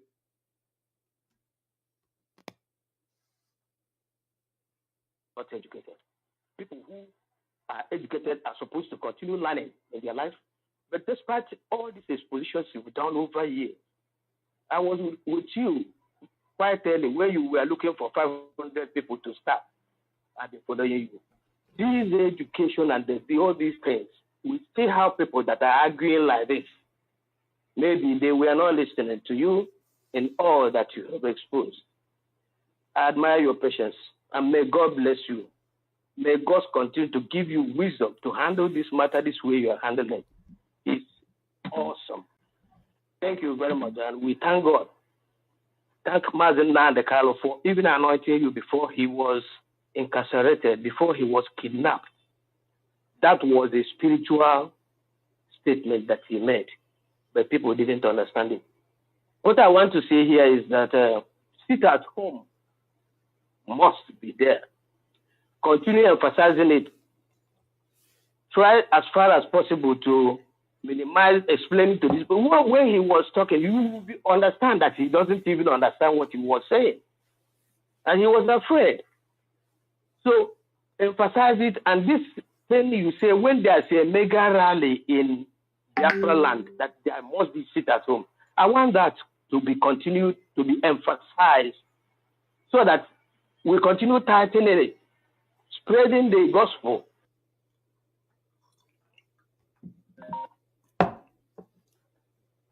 It will be, people will understand it. All these people calling me, stop calling me. You'll be blocked. All of you will be blocked. By sack, really. But because God has prompted you, you are here, and we are. It is marvelous in our eyes. Thank you very much. I don't have more to say, but I want this. Let nothing dissuade this Biafran, this sit at home. 12 days, 2 weeks, whichever way, as regards the situation in the state. I'm in Biafra land, and we are here to make sure that it happens with our own connections and everything. We are evangelizing it now, so don't have any mind shaking, please. Try to cut these people that you know. You have explained all these things to him, to the soldier. I'm sure that he went home with nothing really. But the benefit is going to one Nigerianists that are listening. I know that's why you can continue. May God bless you, give you more wisdom to the glory of his holy name. And Mazi now the canon must come out. You say? That's the thing. And I know that they are going, this thing that is happening, they are regretting even incarcerating him. Thank you. Thank you, Mother, because I was with you last night. It is awesome. They were great. Yes. And that these things has been changed. As people that are career agitator have been chased, let us hit the ground running. there's nothing that is stopping us. Don't have any shaky mind as regards what you are putting in place to make sure that we free ourselves from this Janjaweed. Thank you, dear friends. Thank you, Simon. May God bless you. More oil on your head, more anointing on your head, more wisdom, more 1,000 men wisdom to you, to the glory of Chukwu Kagabiama. Thank you. That's the much I have. Thank you very much. Thank you very much. Yes. Mobility, can I meet yourself, please? We really need more questions. Can you, I emphasize once more, we need people to ask questions. Simon is now here for a few thank you. God has blessed him. So we really want people to ask questions. We're here for a purpose. When you see him like this on stage, we should make use of it. And throw that question that is bothering us, that which we argue in Facebook. He's here now. Let's bombard him with this question. Thank you. Go ahead, Mobility. Shalom, Chineke. Am I coming out loud and clear? Yes. I'm looking for one Nigerianist. Let's go ahead. No. The problem is with one Nigerianist, anybody that try to claim to be a one Nigerianist, believe you me, in fact, I just draw one conclusion that the person is doing some kind of brain surgery, Mazi Simon Ekpa. Odogu. Ndewo. Ano ekene. Ndewo. Odogu Jagog. Mazi Namkano, he saw something in you, which was I saw in you, because I could remember I started following since 2019. Then before at the onset, you were preaching about Nigeria, and I was looking at you with one eye, trying to.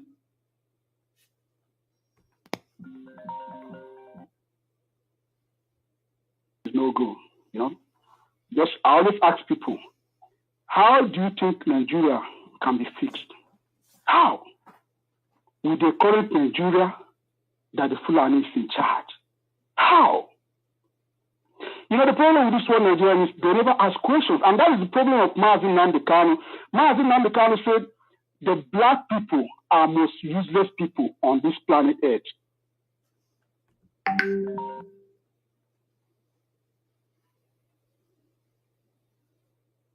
He has never seen people so useless and so dumb. They take everything for granted. They see everything as a joke. I can remember I was talking with one Nigerianist, so he was trying to tell me that Mazi Nnamdi Kanu is brainwashing everybody, that Mazi Nnamdi Kanu is a billionaire in any currency. And the thing I learned from Mazi Nnamdi Kanu and from you, Mazi Simon Ekpa, is patience. Because when you don't give this with patience, you never know where they're coming from. You allow them to talk, at the end you see that they always end up contradicting themselves. And you always to kill them all by asking a question. Now, someone was telling me, Mazi Nnamdi Kanu is brainwashing everybody. I said, okay, fine, I agree. Tell me what that Mazi Nnamdi Kanu has been saying that is brainwashed. What is that? He couldn't. I said, okay, his problem is that he made himself God and that kind of thing. I said, how? That he allowed people to worship. I said, this man always proclaims that he doesn't worship any other God except Chukwu Abiyama, the supreme being. I can remember when Mazi Nnamdi Kanu also talked about that issue. People call him Lord. You got angry. How can I allow people to call him God? And the one that brought you with Janjaweed and said, now that you are Nigerian, you call him Lord, and you don't have a problem with that. Calling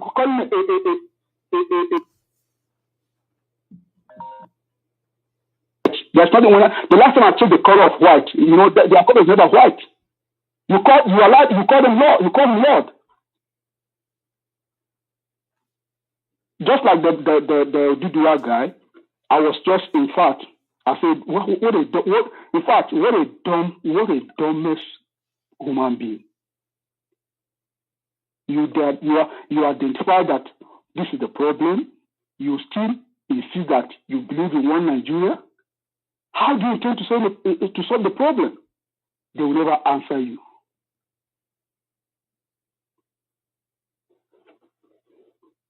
I'm in for no election in Biafra land because I've sat down and I've asked myself.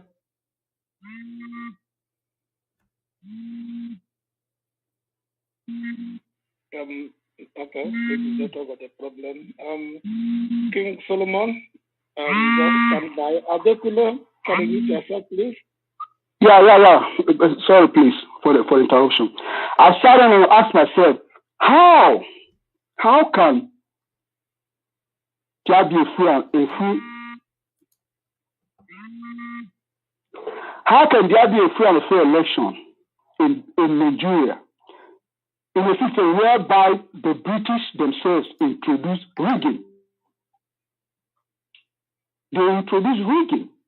How do you intend to achieve this? In fact, I want to rest my case here. Mazi Simon Ekpa, keep it up. Because the first day I got information that Mazi Onyendu was kidnapped, was abducted in Kenya. I didn't want to believe it, but I said no. Janjaweed can never joke with such a thing because they know what this man can do. He will demolish them. If they really want to joke with this. And at the end, it happens that, it was a reality. And I've always asked myself, how come? Nobody's talking how this man was betrayed. Because there can never be a betrayer without a trust. It was those that he trusted that betrayed him. And nobody's saying anything about it. Nobody's asking questions. I want to raise my case here. Mazi Simon Ekpa, keep it up. Shalom. Yeah, thank you very much. Can I speak now? Yeah. Okay. Thank you, Mazi Simon Ekpa. You've been doing a very wonderful job, and I like the way you handle the Nigerianist guy. It's even a shame that he's a Yoruba guy, and see all these people that goes around that doesn't know where they are coming from and doesn't even know where they are going. So, matter of fact, there are millions of them like that.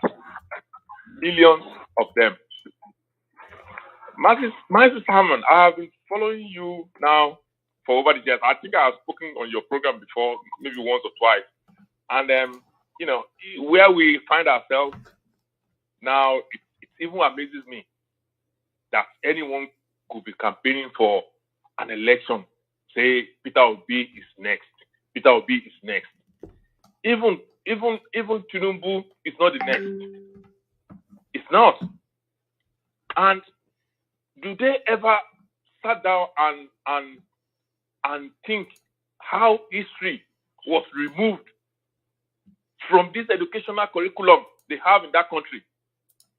Can any one of them just sit down and think that why is history removed? Because most of 30-year-old, 40-year-old now goes around without knowing anything about the history of Nigeria.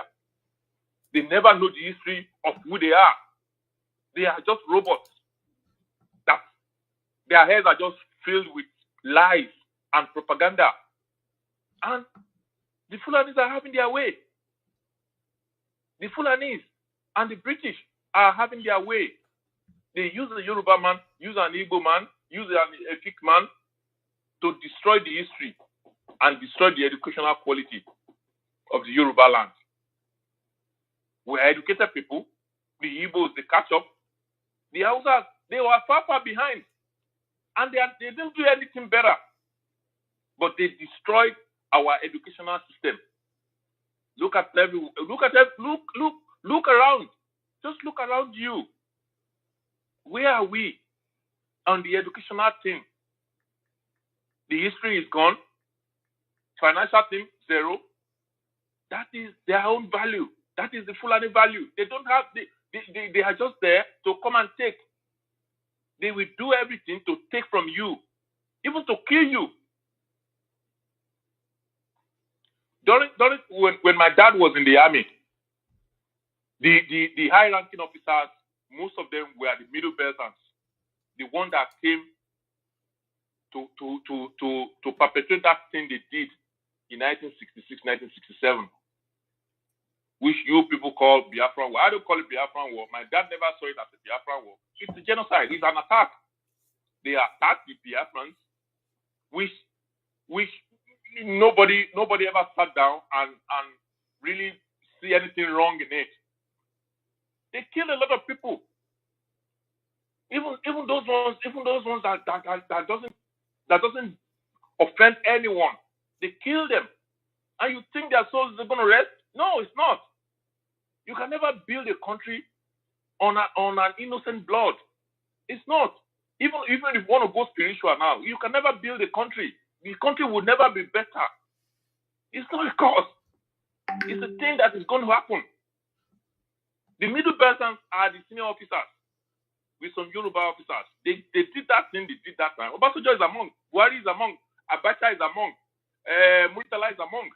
They did that thing in 1966, 1967. My dad was in the army. And look at it. Look at the way the army is structured now. They have eased out most of those middle belters. They have eased them out. The Yoruba officers are nowhere to be found. The Igbo officers are nowhere to be found. If they do anything bad, they push the Yoruba man there to come and speak. Put the Igbo man, put the South, and they keep dividing each other. State by state. And they in fact, sometimes when you don't see people to break this thing down, you wouldn't know where they won't even know where they won't even know before they are dead. The last thing I told that guy that he said, the Yoruba guy that you handled very well, that he said when we get to that bridge, I said it here that you can never get to that bridge. You will have been killed before you get to that bridge. That's where I'm going to rest my case. I'm not a one Nigerianist. I believe in self-determination. I believe in everybody just respecting that. We don't need to come together. Just stay on your side. I stay on my side. We don't have anything in common. Why do we have to come together? Why? On what purpose? We've been together now over 60 years. Where are we? On the map of the world. Where are we? That's where I'm going to rest my case. Thank you, Mazi Salmon, Ekpa. Thank you. And Thank you by very the much. grace of God, they are going to. Nnamdi Kanu is going to survive this. He's going to survive it. He's going to survive because he has a very powerful thing behind him. Because no human being can go through what he has went through and still be alive. He's going to survive it. He's going to come out. Thank you very much. Thank you very much. I appreciate it. Thank you. Okay. Solomon, can you unmute yourself? And after you, then you have Mba and the Casimiro standby. Go ahead, Solomon.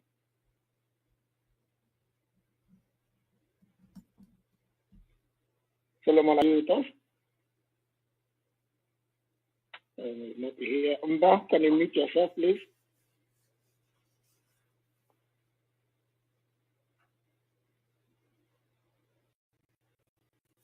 Okay. Solomon, I can see you mute yourself and mute yourself again. Yeah, hello. Yes. Yeah. No, Simon Ekpa, I greet you. Greet Magmanly. Greetings. Yeah, for the great work you are doing. Yeah. The dangerous diversity we are facing in Nigeria is much. I saw how you treated the army guy, but I thought you would have asked him. And he was saying that armies are not the one that are killing, that the bandits are using uniform. How many Fulanis or Boko Haram repentants are into the army? Or do you think that the activities of them being a Boko Haram change when they become an army people? Because they are still on the same mission to massacre. They wear the entire uniform to send them down to east to kill us without any question. From my own observation, and that is how it goes, and that is the activities. Coming to election of P2B, they are trying to defend P2B, that P2B will be a government president of this and that. That is dead on arrival dream. Because all those PDP, APC in the Southeast will never allow P2B to win their war. P2B don't have any agreement with all those politicians in our land. They will fight him. But the only thing the Britain want to use P2B to make sure that an Igbo man, a Southeasterner, contest. From what I'm seeing, I don't think P2B will get up to 20% of Southeast votes because PDP will never allow him, APC will never allow him. Even the Senator Anambra he's from, half Apuga presidential candidate. So how is he going to win? All these celebrities in the South, in Southwest, shouting this and that, are they going to withstand the mental toughness of all these Aburos on the day of election? If there's a gunshot in their polling units, are they going to stay there more than 10 minutes without going in their house? Yeah, that is the only thing they don't know. They don't know their word. They can all those places they are. The Yorubas, the Tirimbu don't care to cause conflict. Rather, anywhere that Igbos will vote, there be conflict there. There polling units be cancelled. They don't know a lot of games ahead them. But the only thing they want to do us is to make sure that, yes, an Igbo man contests. If you protest, they will come after us. After all, your brother contests. Why didn't you vote for him? Why can't you make your own brother the president? Is it now because someone else is the president, you want to stand against him? So by cutting of the election, no election in our land, 100 support of it. Because that will speak for us more. That will speak volume. I see some of the P2B campaign managers mocking at the IPOBs. They have forgotten about their leadership. Now they are here campaigning for P2B. What a shame. What a shame. Our leader is in jail in DSS dungeon. He was being kidnapped. Nobody is talking about him. What we are talking about, P2B. Our P2B condemn how Mazi Nnamdi being our leader is being arrested or brought back to the Nigeria. No. He has never made any comment about it. The killing in Igbo land, in Southeast, in the whole Nigeria, he never condemned anyone, even the one happened in Agro, in his own town. He never said anything against it. Is it when he became the president that the Fulani will be his bodyguard, Fulani will be the Army General? Fulani, what can he do? How do you want to change the Nigeria government? Something that Obasanjo did not change. During his own regime, Goodluck could not change it. How is Ogun State today? Obasanjo was the former president. Ogun State still remain poor. No road, bad road everywhere. All the companies that are there, despite the whole companies in Ogun State, they still have bad roads. Goodluck, the same thing. What happens in Bayelsa? The same bad road everywhere. Is P2B going to perform miracle? It's impossible. The Britain want to use us because they know, yes, we need this. Rohanese have been shouting for Igbo presidency. Two of the Lion Party will have APC and PDP denied Igbo presidency, denied the tickets. Even Rocha Sokorocha of everything that have been separating himself, doing all sorts of evils, couldn't get single votes. Ojus Okaro, who they brought out from prison just to sabotage his people, just to make sure he speaks to Mazi Nnamdi, just to make sure he betrayed the struggle. Withdraw. Are they not seeing it? They want to now use P2B against us because they see, yes, people like him. Because of P2B was the vice, we cancelled last one. Now let's put P2B in the forefront so that people will still cancel and they will suffer for extra 4 years. We say no to it because PDP, APC will never allow P2B to win any war, or even local government chairman will not allow P2B to win their war. No councillor, all of them must like to deliver their word. So who is Labour Party? It's a scam. This 2023 election that is coming is a scam. Labour Party is only in Igbo land. South, they don't have it. Southwest, nobody there. North, now that one, no gray area. North is not even doing party. They are doing brothers. Yesterday, I saw in a video that the Senate President have joined PDP. They are teaming up. Power remains in the North. So Nigeria is never meant for us. So it's really better we speak the volume that, yes, we didn't participate in this election. And we no agree. Anything, if they come fight, we stand them, fight them. They can never give us our freedom like that. I do tell my friends, if they think that it's easy, let them look at Ukraine and Russia. If the UN would have rescued Ukraine, if the Africans are expecting US to come and rescue us, let them look at Ukraine, a civilized country. They have been fighting. Now people have forgotten they are fighting, but they keep killing them every day. What are they doing? So it's better for us to stand up and face this fear once and for all. It's better for us to rise. I greet you, Mazi Simon Ekpa. I greet you. Yeah. Good.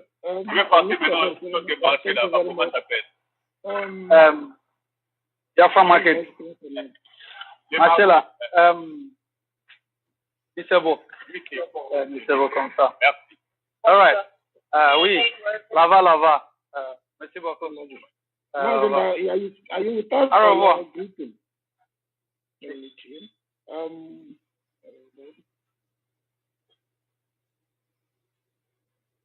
Anyway, sorry about that. Elizabeth, can you mute yourself? We have only 10 minutes to go, please. Can you make use of the time, please? Eliza.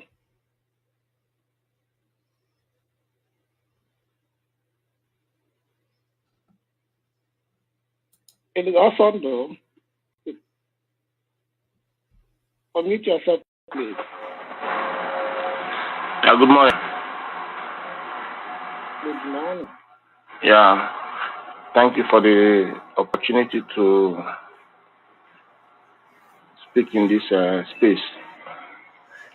Mr. Mazi Simon Ekpa, you're doing a very great job. I knew from the day one when you started, and I told a friend that there's one guy, I'm seeing something in him. The guy told me, Mama, leave that guy. Nobody they like Simon Ekpa. I just laughed. I told him, don't worry. After 1 year or two, we're going to know how far. Today, the guy is following Simon Ekpa seriously, even more than me. I told him that one thing in life is once you are ordained for something like this, for this struggle, you will not shiver. Simon Ekpa, from my own ego eye, I know he has his own ego eye, but from my own ego eye, he's among those who have been ordained for this struggle. The hardcore that Mazi Nnamdi Kanu talked about before he was kidnapped and renditioned to Nigeria. With regard to the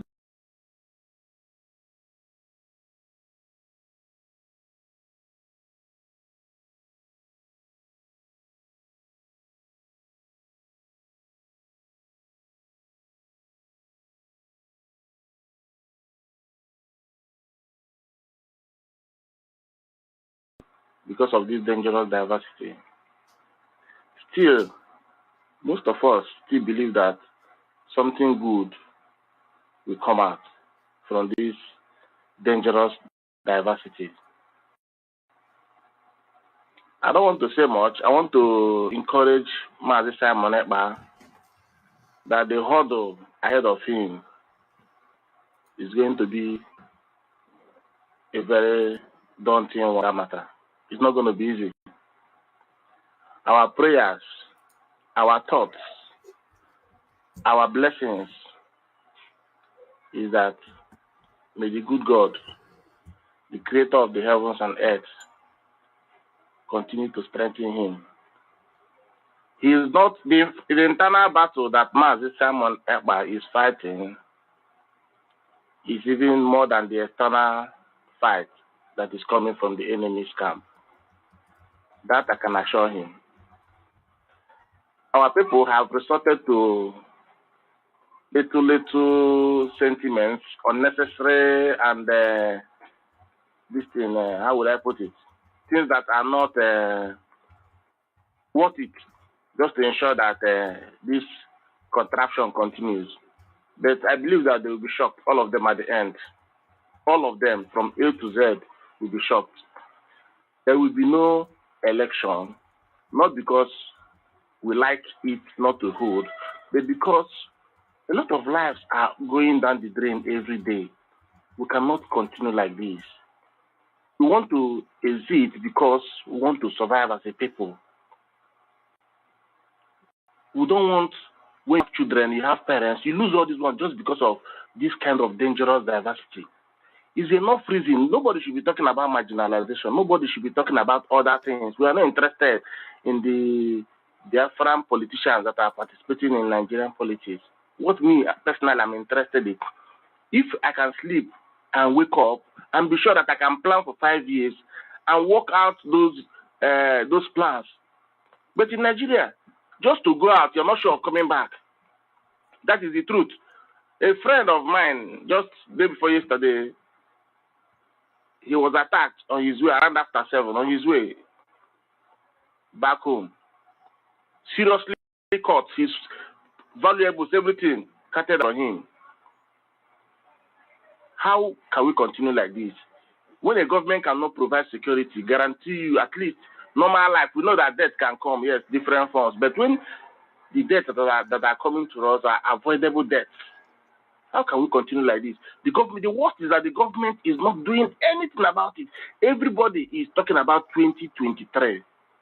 No, now. P2B cannot assure anybody how he's going to take care of this terrorist in Nigerian army. P2B cannot convince me how he's going to stop the 1989 declaration in Abuja. P2B cannot assure me or convince me how he's going to stop this Islamic agenda that is on ground. So when P2B cannot assure me, he cannot even condemn common killings in Biafran land or in the southeast just because he wants to sound and look nice to outsiders, how am I going to be sure that P2B can defend me when he gets there? Now he'll be in charge of the Air Force, the police, the army, and all of that. How will he protect me? Now that he doesn't have even all those things, that he's behaving like this now, how are we sure that he's reliable to protect us when it matters most? Nothing. He cannot do anything. The North will not allow it. Now, for him to choose a fellow Christian, according to their narrative, shows that the country is already divided. So it's not his doing. I just believe that the country will divide today peacefully. But if it doesn't happen peacefully, then unfortunately, we have to expect the worst, because all the countries all of us want to run to now are countries that a lot of people died for those countries to remain very good, viable, economically and otherwise. So if we want this town to be very good, we have to be ready for the worst. 2 weeks, I heard Mazi Simon Ekpa talk about that it might be 3 days, 4 days. Please, Mazi Simon Ekpa, a lot of people claim to be very learned. They come to this program, they try to indict you. Oga, know that what you're saying is not yours. It is us that sent you. Don't be telling somebody it's 3 days or 2. I don't like it. 3 days is nothing. If there is war today, everybody will stay for 3 months inside. We want freedom. Freedom, 2 weeks is not enough for freedom to come. 2 weeks. It should be 2 weeks. The country need to be under lock and key for 2 good weeks. The training now cannot be in vain. Don't tell me that anybody will die of hunger. No. We'll start. Anybody that want to travel during December should save the money for February. Save the money. Leave traveling money. Keep it to buy food. To buy food for 2 weeks, sit at home. Nobody should be telling me about traveling. Save that money for 2 weeks, sit at home. Oga Simon Ekpa, please. don't allow this one Nigerianist that came here to use your picture and the one of Mazi Nnamdi and put here and be asking you nonsense questions. All of them are the people that want election to hold because they've been assured of 1 million, some people 300,000, some people 30,000. That is all they care about. They don't care about the future because the Nigerian economy, the Nigerian circumstance, Nigerian conditions have worsened their mode. They cannot think properly again as human beings. Yes. They think like... Noted. Thank you very much. So please, Mazi Simon Ekpa, continue doing your work. Please don't cancel this seat at home. Don't reduce it. Instead of reducing it, add it. Please. Adding it is more important than reducing it. The effect is what we are looking at, not to have people feel here. A lot of people can come here with pictures, your own picture, and be telling you that they love you, you've been doing a great job. At the end, they will tell you their mind. Those are the one Nigerians. That is the way they come. They come in a very corny way, but at the end, they will still show who they are. Please, 2 weeks is 2 weeks or more. Please, thank you very much. I appreciate it. Thank you. Thank you very much. Thank you. Thank you. Thank you. We have 3 minutes to go. Who will be the lucky one to use up these 3 minutes? Matthew, are you ready? Yeah, I'm ready. Good afternoon, everybody. Please make the 2 minutes 2 minutes. Don't extend it. 2 minutes. All right, thank you. Yeah, Mazi Simon, good afternoon. Good afternoon from here.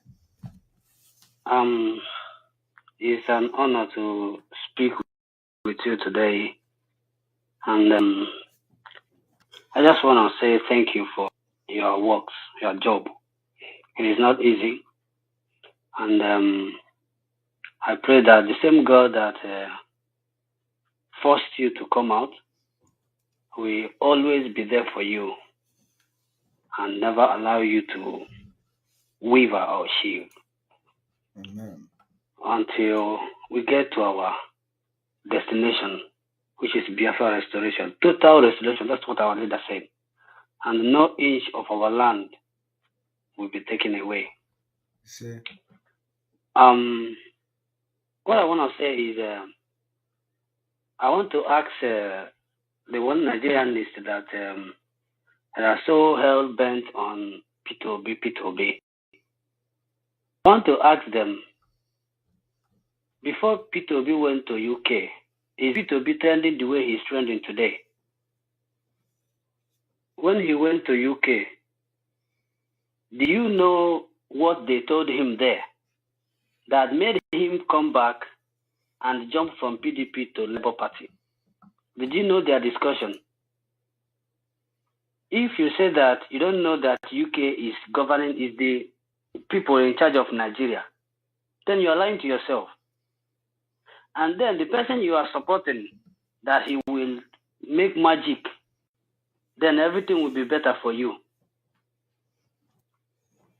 Went to UK, and when he came back, all this noise started. The internet started holding series of water for P2B. I know that P2B is an economist, yes. He can do economics, but the problem of Nigeria is not about scarcity. The problem of Nigeria is not about economics. The problem of Nigeria is fundamental. Let's say if it is a sane society where all this terrorism is not going to and fro, then we are talking about unnecessary expenses. Then we are talking about how to move the country forward. At that point, yeah, P2B will do better. He will do something, yeah, probably. But in a situation whereby P2B will become the president, let's say he wins, because we're not talking about if he will win or he will not win. But let's say he won the election and now he becomes the president. He will still work with that same constitution that subjected us to the same thing that we are today. He will still work with the same National Assembly,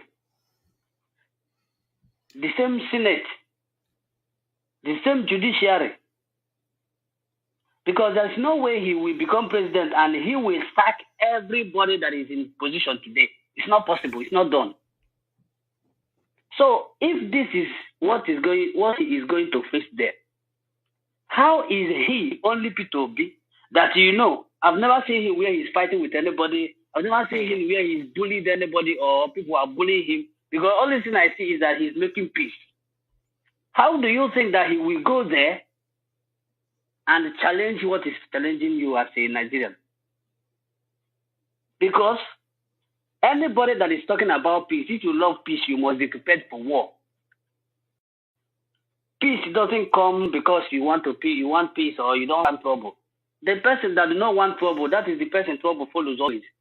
But when you are ready for trouble, trouble will run away from you. Yes. Today, P2B we lifted P2B up like P2B is God that will change the whole situation. Just like this man said, Rita Bai. He said that yesterday, being 17th, that us will cancel strike. I'm still waiting to hear the news. We only believe in all these religion. Everything is not all about religion. Everything is not all about spirituality. There are places where you will have to use your common sense. Practical. In the Bible, for those of us that still believe in the Bible, when Jesus Christ was still in the world, Peter removed his sword and cut someone's ear. Jesus did not tell him to throw away the sword. What he said was, put that sword back. When the hour to use it is not yet. Come, yes. And then he takes the ear and fix it back. He has the power to fix the ear back. But that word that is coming, it is not word that you will go spiritual. Then let me take us again. During the time for Solomon did not go to war. 1 minute, please. All right. Solomon did not go to war, but David and the rest king of Israel in those days, the way they conquered the land for God, is it not that same God that they serve that we are serving today? Why is it that we are the one that is being conquered today?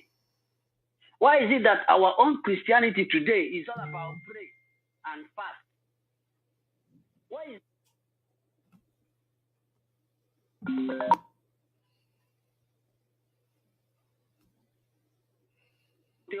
now we are Christians, but everything is turning against us because we just believe in if demon face you, you use Bible, you pray, you speak in tongue, everything will be over. That is our problem. So this question that I asked about, because I tweeted it, but I didn't see anybody giving me a response to it. I'm still waiting for answers. Because you cannot be supporting P2B, whereas there are just simple questions. You can't even answer it. You guys should stop taking us backward. Now, Simon, thank you so much. Thank you. I believe very soon our leader will be here. You say? Thank you very much. All right, I think we are rounding up. Co-host, let us have one more person and we close. Because our fundraising is coming up this evening and I need to rest for that. Yes. I have requested for those who have P2B supporters to speak, but they declined. They just do the listening. And they are not here to speak. They are here to listen. But when you go to their space, there are all kinds of arguments, praise and singing of Peter. And then let it be clear, Peter as a person, their friends are not against him. But the system that Peter is engaging himself to create in case he will become the president of the country is what we are talking about. And it's a clear message that Mazi Simon have invited Peter and the Ekpa guy. They should come and explain to the Biafrans. If they're feeling too big, that is their game to love, because you cannot ruin people. And let it be clear here, from my own understanding, P2B is contesting to be Nigeria president, not Biafra president. And when Biafra said there will be no election in their land, I don't see offense there. He can contest and win in Nigeria. Those who, this Nigeria state is clear. During 1967 to 1970, we know the map of Biafra. And if the Biafra map has said there will be no election in this particular territory, Peter should not have offense. His supporters should not have an offense to that. He can go and campaign in Sokoto. He can go to campaign. If we do the one we call tomorrow and say, no, there will be no election in our land, then they can do the election in Sokoto and Kano and the rest of them. Then he win there. He ruled that place. So what is so special when we're talking people's state come to a different, Peter is our own. We have never rejected him. There's nobody who takes his citizenship as a Biafra. But what we are saying is that he has not shown any interest. Our leader is in castration, and he's not doing anything about it. And there's nothing, we cannot help those who don't want to help themselves. That's what the Bible says. So in this regard, we'll leave it here. Chukwu Emeka, I don't think your network is okay. You should be the last person, but your network is not. I've tried to accept you, but it seems like your network. Chukwu Emeka, are you here? You be the last person, please. Before Simon give us his closing. Adeleke, you did the lucky one. Go ahead, please.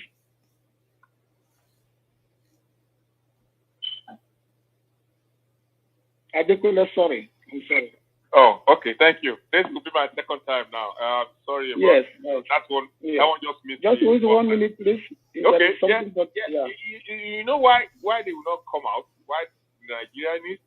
Why Peter Obi supporters will not come out? Because everyone is out there to make money. They are going out to make money. No one of them goes out on principle.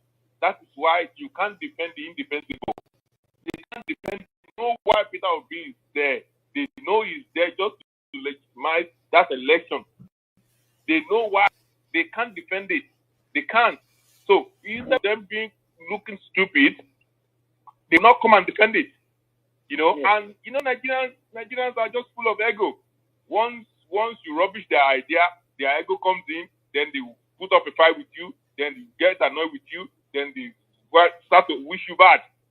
There is no two ways to it. You can't defend what is indefensible. You won't see them coming onto a place like this to come and debate. What idea do you have? How will Peter Obi win in Maduguri? How will Peter Obi win? Even in Anambra, where he is the governor. How will he win? How will he win? They know Peter Obi is there just to legitimize it. And the British are behind all this. They are behind it. British is in control of Nigeria by proxy through the caliphate. You don't know the way the caliphate are running the country. A lot of them doesn't know. And everything goes there. Everything. Your future is decided there. In that Sokoto, whatever they call it. It's there. A lot of them doesn't know.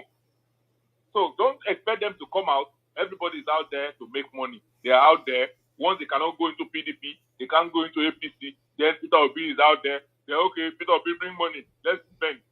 And the British are there to give money, just to legitimize it, just to rubbish whatever you are doing. And to the glory of God, God will shame every one of them. I know when the time comes, He's going to shame them. Even the Yoruba people that are running around now to follow Tinubu, they are out there to make money. It's not about anything. It's not going to change anything. They are out there and they know that this is the way these people think. Just give them money and then they will sell their mom. Give Nigerian money, they will sell their father and their mother. Thank you very much and have a pleasant weekend. Thank you, my brother. Thank you.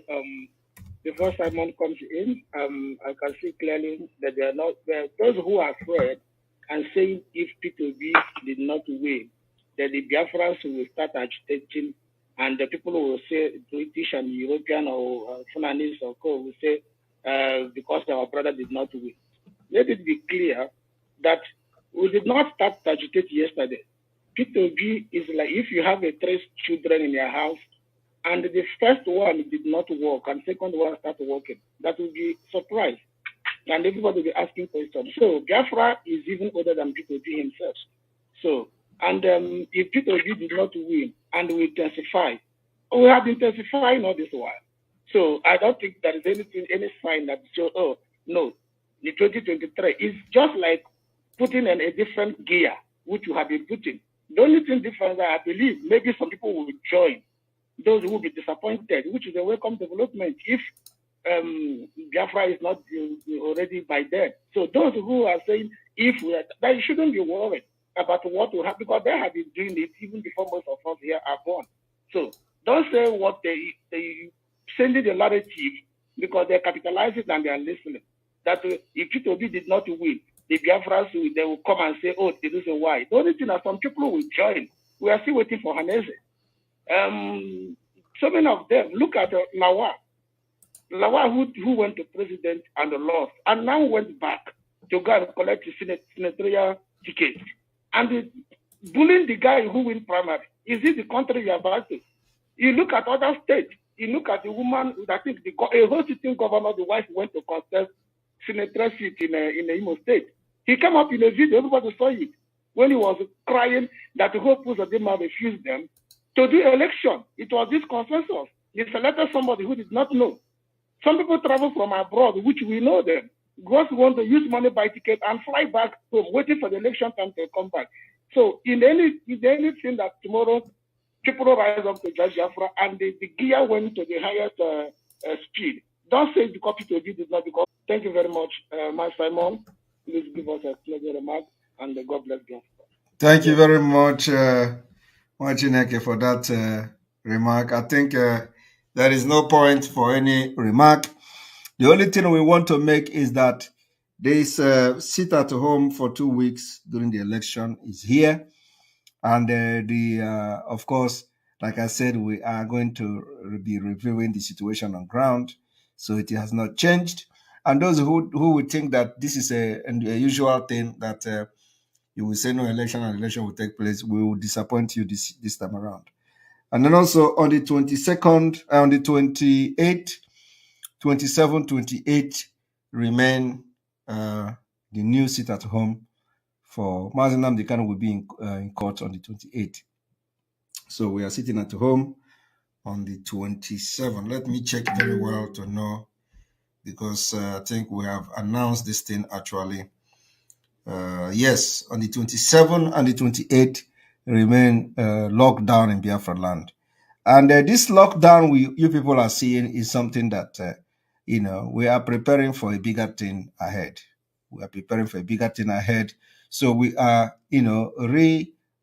programming our people for what is to come. And I'm very happy that for the past 1 year, our people have been sitting at home for almost 1 year now, every Monday, and then plus other additional sit at home that has come. And we are getting used to it. And because it is the price we are going to pay for this freedom. So the no election in Biafra land, and then also the mega rally. Any day, any political party will have a mega rally in Biafra land will be a sit at home. So, and of course, it is also, we charge all Biafrans to make sure that information is available about this mega rally. Anytime there is a mega rally, the information must be released to us as soon as possible so that, we will put a necessary preparation to make sure that is sit at home.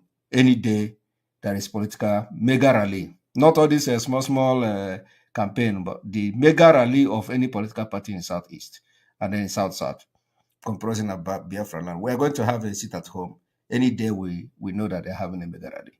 So this information is I'm passing, and of course I'm calling on all Biafrans and the lovers of freedom and those who understand what we are going through in Nigeria to join our fundraising, our mega fundraising today, coming up this evening, 7 p.m. Biafra time. Don't miss it.